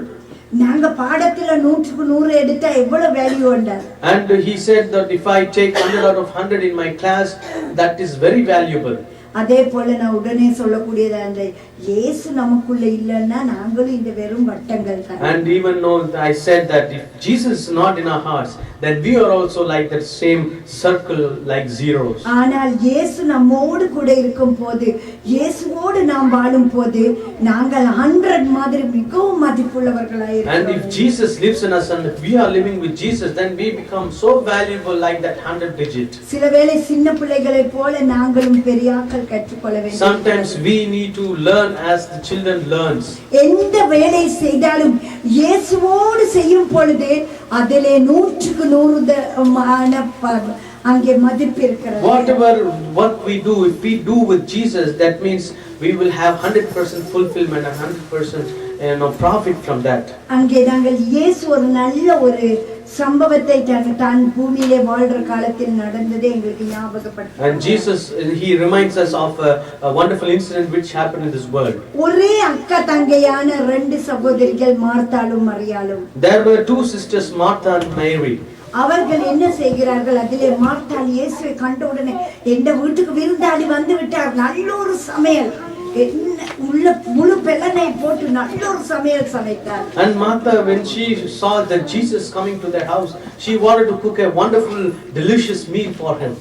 ஆனால் மரியாளோ அங்கே இயேசுவின் பாதத்தில் அமர்ந்து இந்த ஆண்டவர் வாயிலிருந்து என்ன வருகிறது என்று கவனித்து கேட்டுக்கொண்டார். And Mary, she was sitting at the feet of Jesus and she was looking at the mouth of Jesus. What are the words that are going to come out of Jesus? எல்லாவற்றிலையும் அவர் சொல்லுகிறதை அவ அப்படியே வாய் திறந்து கேட்டுக்கொண்டிருந்தார். And whatever Jesus spoke, Mary was so attentive to whatever the words that came out of the mouth of Jesus. ஆனால் இவள் இப்படியாக கேட்டுக்கொண்டு அவள் வேலை செய்து ரொம்ப டயர்ட் ஆகிட்டார். And Martha was working and working and working. She became so tired. ஆகையால் வந்து இயேசுவின் இடத்தில் தன்னுடைய சொந்த சகோதரியை பற்றி கம்ப்ளைண்ட் பண்றா வந்த விசிட்டர் கிட்ட. And she comes and complains about her own sister to Jesus. ஆனா இயேசு சொல்லுகிறார், மார்த்தாளே, நீ எனக்கு ஆண்டவருக்கு ஒரு அப்பத்தை வைத்து 5 அப்பத்தை கொண்டு 5000 பேருக்கு போஷிக்க கூடியவர், அவர் கேளு நல்ல சாப்பாடுகளை உருவாக்க கூட. And Jesus, when he had the 5 loaves and 2 fishes, he supplied those little amount of food to the 5,000 people, and he can do miracles with the food. ஆனால் அவருடைய வாயிலிருந்து கேட்கப்படுகிற வார்த்தை அந்த 3.5 வருடம் தான் இருந்தது.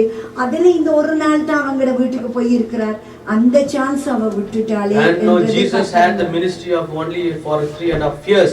But in those 3.5 years, he has been spending one day at their house, and she's losing all those valuable times.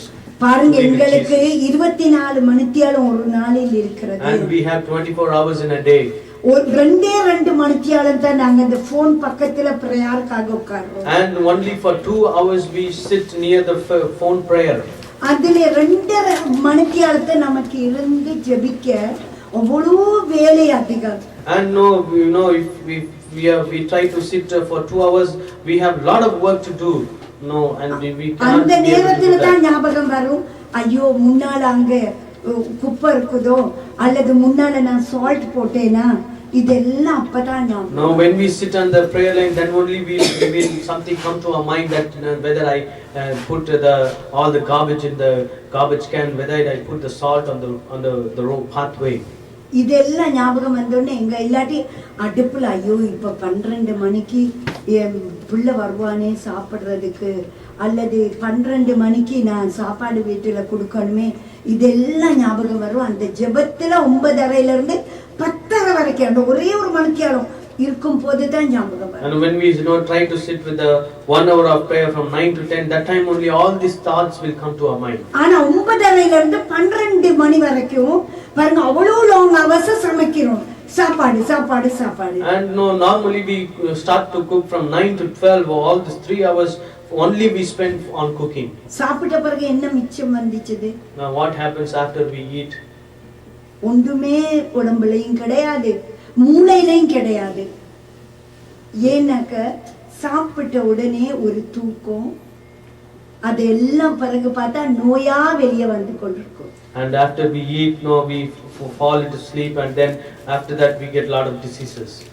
பாருங்க, நான் சாப்பிட கூடாதுன்னு சொல்லல, I'm not telling not to eat. சமைக்க வேணான்னு லேடிஸ் ஒருத்தருக்கும் நான் சொல்லவே இல்லை. I'm not telling you don't cook. என்னோட வீடு பட்டினியா இருந்துடும் பாருங்க. Otherwise, if you don't cook, everybody will be hungry. ஆனா அந்த ஒரு மணித்தியாலத்தை நாங்க முதலாவது தேவனுடைய பாதத்தில் அமர்ந்தோம். What I'm trying to say is just you give the first those hours unto the Lord. கண்ணை முழித்த உடனே 5 மணிக்கு என்று எல்லாம் வைங்க, அப்ப யாரும் உங்களை வந்து டிஸ்டர்ப் பண்ண மாட்டாங்க. அந்த 5 மணிக்கு ஜெபத்திலே அமர்ந்திருப்போம். And when you keep an alarm for 5 o'clock early in the morning, then you can have a wonderful time alone and you can sit in the prayer. அங்கே 5 மணிக்கு நாங்க தேவனை துதித்து ஜெபத்தோடு எங்களுடைய குடும்பங்களை ஆரம்பிக்கும் போது வருகிற அவ்வளவு பிரச்சனைகளை எங்களுக்கு முகம் கொடுக்க லேசாக And இருக்கிறது. when we start now our day-to-day life with a prayer, and then we will be able to face all the things that are coming in before us. ஏனென்றால் வீட்டுக்குள்ள இருக்கும் போது நாங்க வீட்டுல இருக்கிற மனைவிமார், வீட்டில் இருக்கிற இல்லாளுக்கு நிறைய பிரச்சனைகள், நிறைய காரியங்களை சமாளிக்க வேண்டி இருக்கிறது. And because the women of the house, they need to face a lot of things in their family. அங்கே வருகிற எல்லா தொல்லைகளும் அங்கே வீட்டில் இருக்கிற அந்த இல்லாளுக்கு தான் வருகிறது. And everything which comes, the woman of the house is facing with all those things. எப்படி எங்க சொந்த பலத்தினால அதை தாங்க போறோம்? And we cannot fight against those things with our own strength. அங்கே தேவனுடைய பாதத்துல காலையில் எழுந்து அமர்ந்திருந்து ஜெபித்து விட்டு நாம் முகம் கொடுக்கும் போது அன்ற நாளைக்குரிய பிரச்சனையை நமக்கு ஜெயிக்கலே. And whenever we wake up in the morning and we sit at the feet of the Lord, and then when we start to face all those things, it will be very helpful for us to face all those things. அவர் ஞானத்தை தருகிறார் இந்த சூழ்நிலையில் எப்படி நடப்பது. And He gives us the wisdom to walk in those kinds of situations. எப்படி இந்த பணம் இல்லாத சூழ்நிலையிலும் உள்ளதை கொண்டு சமைப்பது என்ற ஞானத்தை கொடுக்கிறார். And how with this difficult circumstance, without any money, how can we manage with what we have? அதனால் தான் முதலாவது தேவனுடைய ராஜ்யத்தையும் அவருடைய நீதியையும் தேட வேண்டும். That's why we need to seek the kingdom of God first. அதோடு வெளியே போகிற எங்களுடைய குடும்பத்து ஆட்களுக்காக நாங்கள் அங்கே ஜெபிக்க வேண்டி இருக்கிறோம். அதிகாலையில் எழுந்து And early in the morning we need to pray for all those who are leaving from the house for their work. ஏன்னா 5 மணிக்கு யாரும் போன் பண்ண மாட்டாங்க. And we know that nobody will call us early in the morning 5 o'clock. அங்கே அந்த நேரம் தான் ஒரு நிம்மதியாக, யாரும் எங்களை கூப்பிட மாட்டாங்க வீட்டுல, அங்கே இருந்து ஜெபிக்க கூடியதா இருக்கும். Nobody will call us and we will be able to sit relaxing and praying unto the Lord. அங்கே நாங்கள் தேவனை சில நேரம் துதித்து அங்கே ஜெபிக்க கூடியதா இருக்கிறது. And it will help us to praise God and to pray unto God. ஆக காலையில் 1 மணி நேரத்தை, 5 மணிக்கு 1 மணி நேரத்தை ஒதுக்கி வைப்போம் ஜெபிப்பதற்கு. And at least 1 hour from the early morning 5 o'clock, let us keep aside to pray unto the Lord. அங்கே இயேசுவும் அதைத்தான் கேட்டார், 1 மணித்தியாலம் என்னோடு கூட விழித்திருக்க. And the Lord asked, at least can you be with me, be awake for at least 1 hour? அங்கே 1 மணித்தியாலம் நமக்காக, நம்முடைய குடும்பத்துக்காக, நம்முடைய இனத்தவர்களுக்காக, நம்முடைய தேசத்துக்காக, சபைக்காக இப்படியாக நாம் ஜெபிக்கும் பொழுது அவர்கள் எல்லோரும் பாதுகாக்கப்படுகிறார்கள். And if we start praying for 1 hour for our family, for our church, for our nation, for our country, all the people are being taken care, and God's take care of them. அங்கே பாருங்கள், எங்களுடைய ஒரு நாளைக்கு 24 மணித்தியாலத்துல நாங்க 2 மணித்தியாலமும் அங்கே 24 நிமிஷமும் கர்த்தருக்கு கொடுக்க வேண்டும். And for every 24 hours we need to give 2 hours and some minutes unto the Lord. இன்றைக்கு நான் உங்களுக்கு ஒரு ஹோம்வொர்க் கொண்டு தருகிறேன். Now I'm going to give you a math homework for you. வீட்டுக்கு போயிட்டு உங்களுடைய வயதையும் அந்த 24ஆல பெருக்கி பாருங்க எவ்வளவு வருகிறது என்று. And you just calculate your age with those 24. ஏன்னா அவ்வளவு நாட்கள் உங்களுக்கு கிடைத்திருக்கிறது. And those many days that God has given in your life. அதுல நீங்க 2 மணித்தியால 24 நிமிஷம் கர்த்தருக்கு கொடுத்திருக்க வேண்டும்.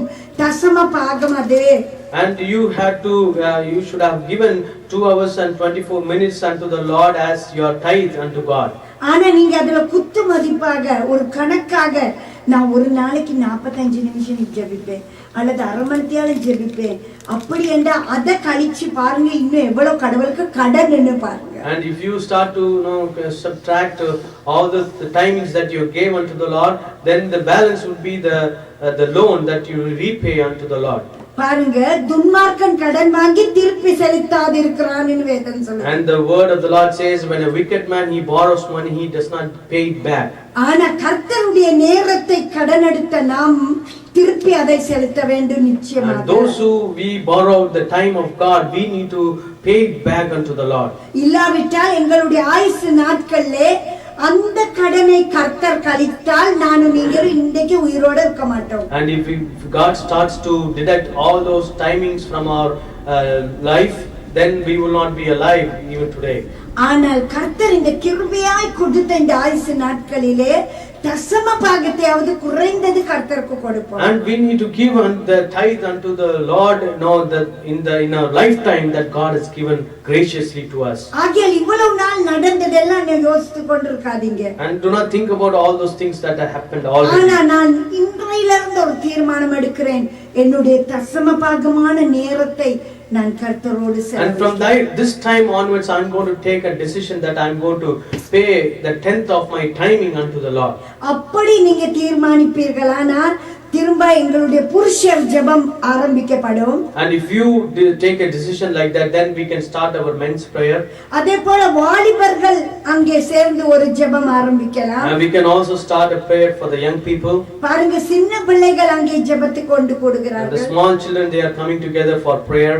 அங்கே சிங்கள ஜெபத்திலே நாங்க 2 மணித்தியாலத்தை ஒவ்வொரு மணித்தியாலமா வைக்கிறது, அவங்க 2 மணித்தியாலத்தை சேர்த்து 9 மணியிலிருந்து 11 மணி வரைக்கும் வைக்கிறாங்க. And the single prayer, the prayer line, they have added some more time and they have increased the prayer times. நான் சொல்லவும் இல்லை, அவர்களே அதை நேரத்தை கூட்டி ஐயோ எங்களுக்கு இவ்வளவு காரியங்களுக்கு ஜெபிக்க இருக்கிறது என்று அவர்களே ஜெபிக்க தொடங்கினார்கள். I did not even tell them, but they themselves started to increase the time in prayer.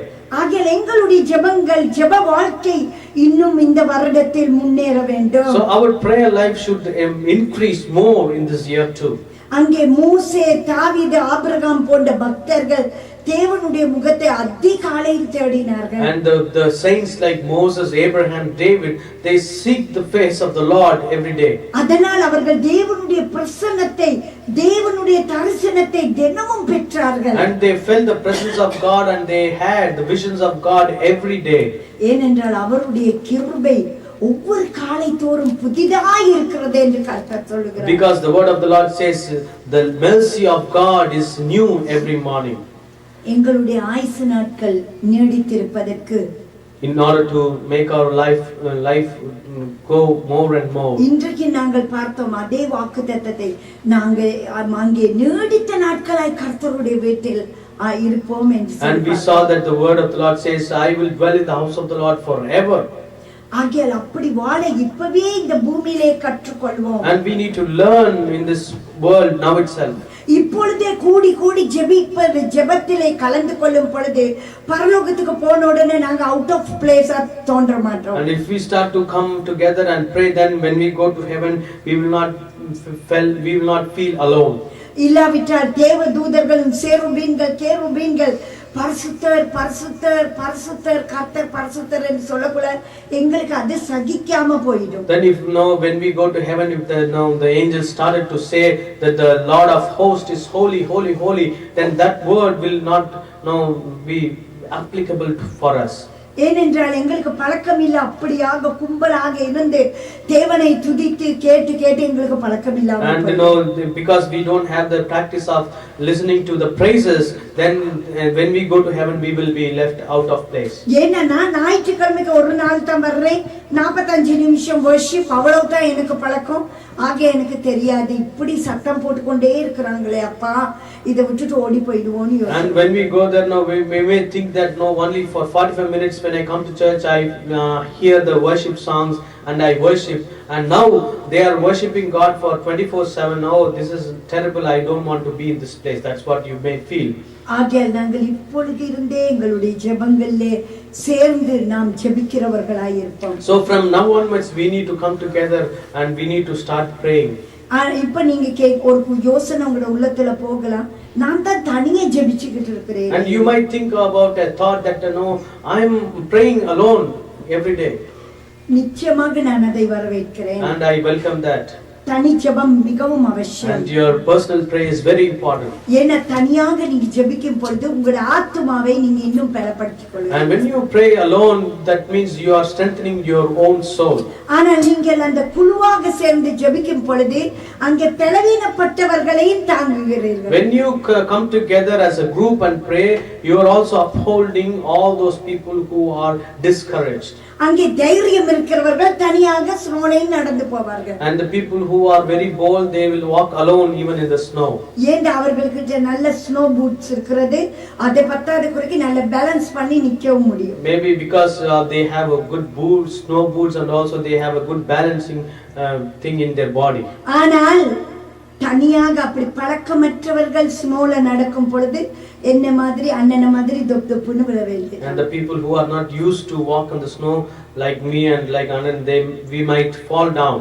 நேற்று நாம் அங்கே யோகான் அவர்களுடைய அனிவர்சரிக்கு போயிட்டு வரும் பொழுது வந்து பார்க்கிறேன் இந்த சொக்ஸ புளிஞ்சு எடுக்கலாம் அவ்வளவு தண்ணி. Now when I went to Johan's anniversary and when I came back, when I saw my socks, there was lot of water in that. அங்கே எனக்கு அங்க வச்சு கம்முன்னு பேசாம ஈரத்தோட இருந்து கொண்டே வந்து அங்கே புளிஞ்சு போடுவோம். I was just sitting there with that wetness in my socks.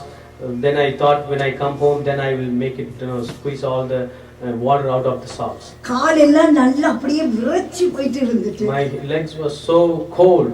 நான் உடனே யோசித்தேன் வந்து தனியாக நான் எங்களுக்கு ஜெபித்து பழக்கம் இல்லாவிட்டாலும் என்னோட வாழ்க்கை இப்படித்தான் அமைய போகிறது. And I was thinking, if we don't have the practice of coming together for prayer, then our life will be like this.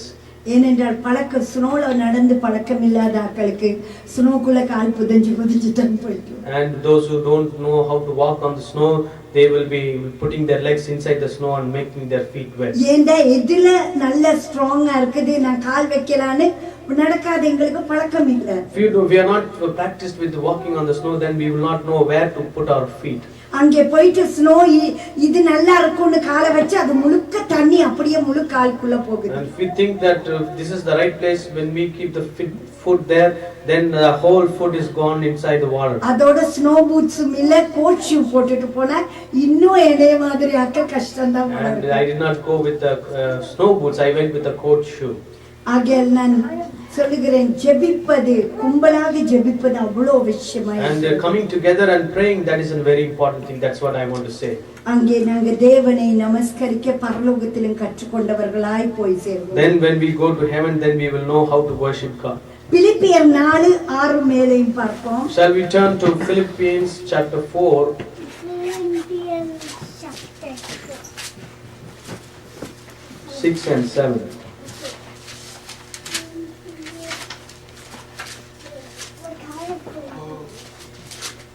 நீங்கள் ஒன்றுக்கும் கவலைப்படாமல் எல்லாவற்றையும் குறித்து உங்கள் விண்ணப்பங்களையும் ஸ்தோத்திரத்தோடே கூடிய ஜெபத்தினாலும் வேண்டுதலினாலும் தேவனுக்கு தெரியப்படுத்துங்கள். அப்பொழுது எல்லா புத்திக்கும் மேலான தேவ சமாதானம் உங்கள் இருதயங்களையும் உங்கள் சிந்தனைகளையும் கிறிஸ்து இயேசுக்குள்ளாக காத்துக்கொள்ளும். நாங்கள் எல்லா ஜெபங்களையும் விண்ணப்பத்தையும் அங்கே கர்த்தருக்கு தெரியப்படுத்த வேண்டியவர்களாய் இருக்கிறோம். In all our prayers and petitions, God is expecting us to make known to him. நான் உங்களுக்கு ஒரு சாட்சியாக எங்களுடைய ஜெபத்திலே நடந்த ஒரு பெரிதான அற்புதத்தை சொல்ல விரும்புகிறேன். I would like to share a testimony which was a miracle that happened in our prayer line. அங்கே நாங்கள் கடந்த வருடத்திலே இலங்கையிலே டெங்கு காய்ச்சல் மிகவும் அகோரமாய் பரவி கொண்டிருந்த நேரத்திலே, Last year when there was a flu which spreaded very strongly in Sri Lanka, அங்கே வைத்தியசாலைக்கு போனால் 10 பேர் போனால் ஒரு ஆள் திரும்புவது மிகவும் கடினம். and when 10 people, because of the flu, when they went to the hospital, it was very difficult for at least one to return home. எல்லோரும் அங்கே மறித்து கொண்டிருந்தார்கள். And many people were started to die. அங்கே எங்களுடைய ஜெயந்தண்டு மேலே இருந்த ஒரு சகோதரனுடைய ஆராதனைக்கு வருகிற சகோதரனுடைய தங்கை 35 வயது தான் 3 குழந்தைகளை விட்டு அங்கே மறித்து போய்விட்டார். And the brother who was living upstairs, brother Jane, his own sister, she got the flu and she died, leaving 3 children behind. அங்கே அந்த சகோதரன் துடித்ததை பார்த்த பொழுது மிகவும் வேதனையாக இருந்தது. When I saw that brother was suffering because of that, it was very difficult for us. அது நடந்து ஒரு வாரம் இல்லை, ஜெர்மனியில இருந்து எனக்கு திடீரென்று ஒரு கால் வந்தது. And within 1 week I received a call from Germany.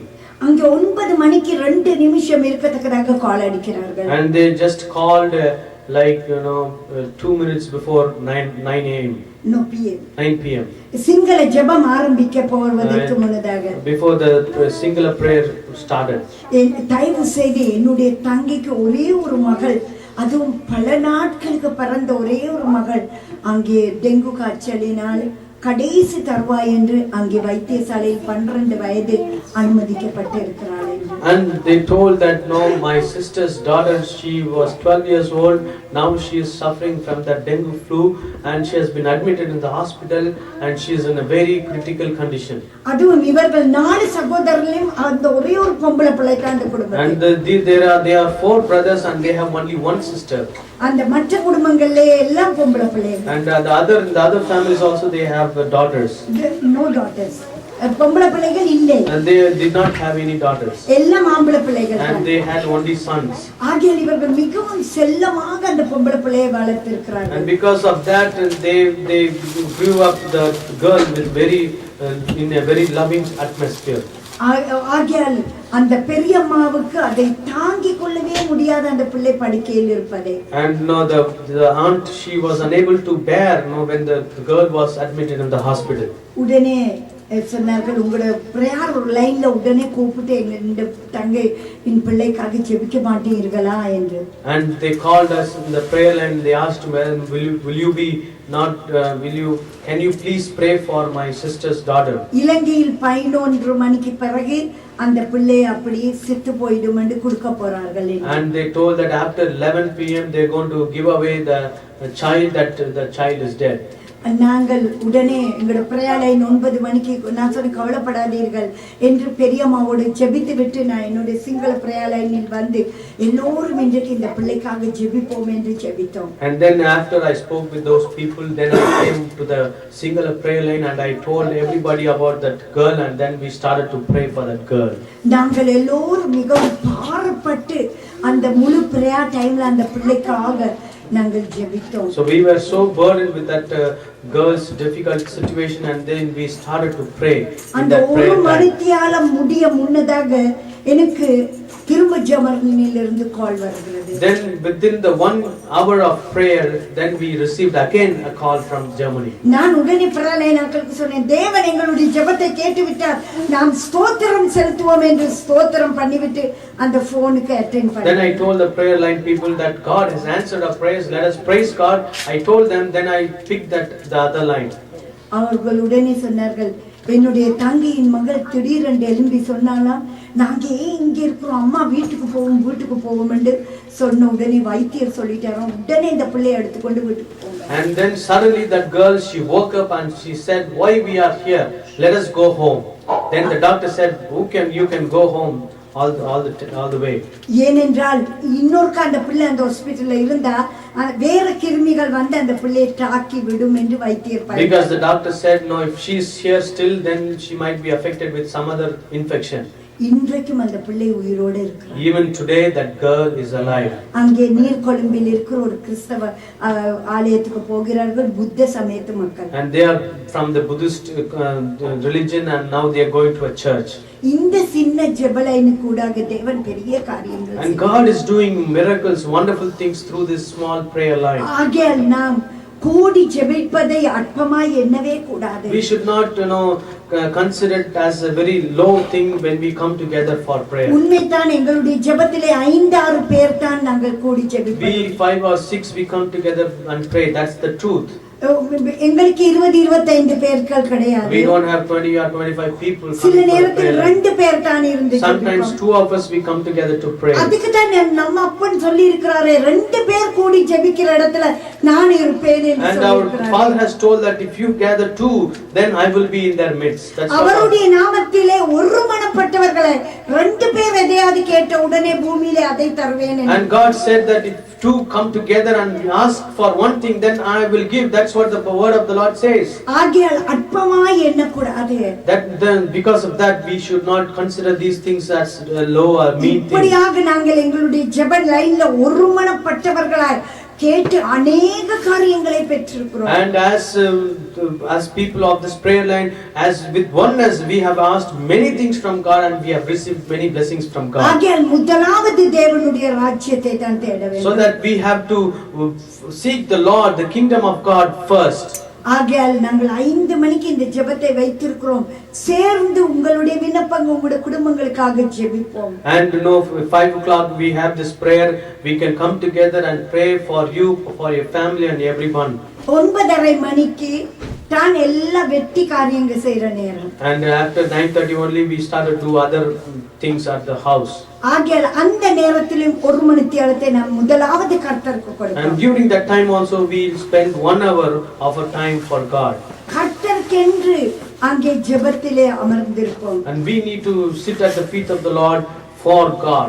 அங்கே நீங்க உங்களுக்கு ஜெபிக்காவிட்டாலும் அந்த ஜெபலைனில் உங்களுக்காக உங்களுடைய குடும்பங்கள் ரட்சிக்கப்பட வேண்டும், தேவைகள் சந்திக்கப்பட வேண்டும் என்று எல்லோரும் சேர்ந்து ஜெபிக்கிறோம். And if you are not coming for the prayer, we will be praying for your family, for your household things.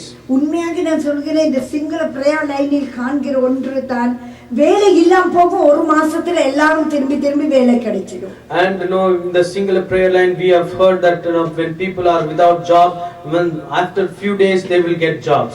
ஒன்றுமே ஒரு பேப்பர் இல்லாதவர்களுடைய மகளுக்கு திருமணம் நடத்தினாங்க.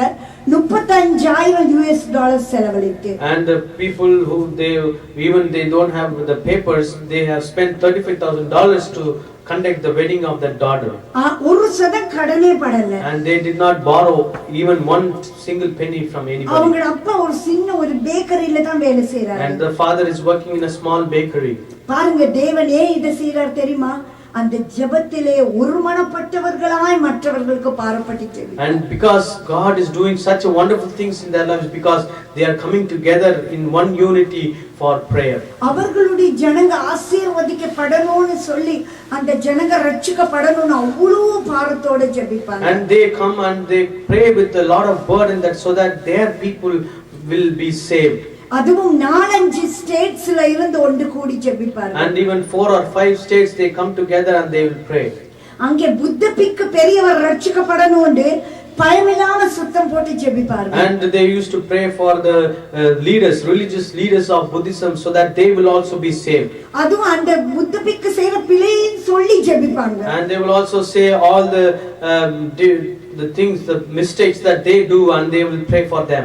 ஆண்டவரே, நீங்க அவரை சந்திங்க, அவரை ரட்சிங்கன்னு சொல்லி ஜெபிப்பாங்க. And they will pray, Lord, you just meet them and you just save them. That's what they say and pray.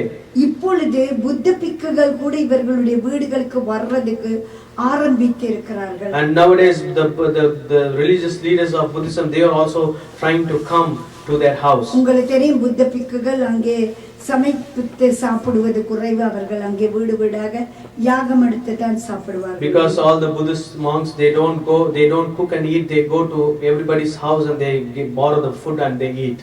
அப்பொழுது கூட அவர்கள் சுவிசேஷத்தை சொல்ல தவறுவதே கிடையாது. And even those times also, these people, they never stopped preaching the gospel to ஏன் them. நான் இதை சொல்லுகிறேன் என்றால், தேவன் எங்களுக்கு ஒரு பெரிய உத்தரவாதத்தை கொடுத்தார். Why am I saying all these things? Because God has put a big responsibility with us. எங்களுடைய சபை மக்கள் ஒவ்வொருவருக்காக நாம் மிகவும் பாரப்பட்டவர்களாய் ஜெபிக்க வேண்டும். For all the church believers, we need to feel burdened and we need to pray for all of them. அவர்களுடைய தேவைகள் சந்திக்கப்பட வேண்டும். All of their needs should be met. அவர்கள் சுகீனமாய் இருந்தால் கர்த்தருடைய வசனம் போய் அந்த வீடுகளில் சுகத்தை கட்டளையிட If the people வேண்டும். are sick, the word of the Lord should go and should heal them.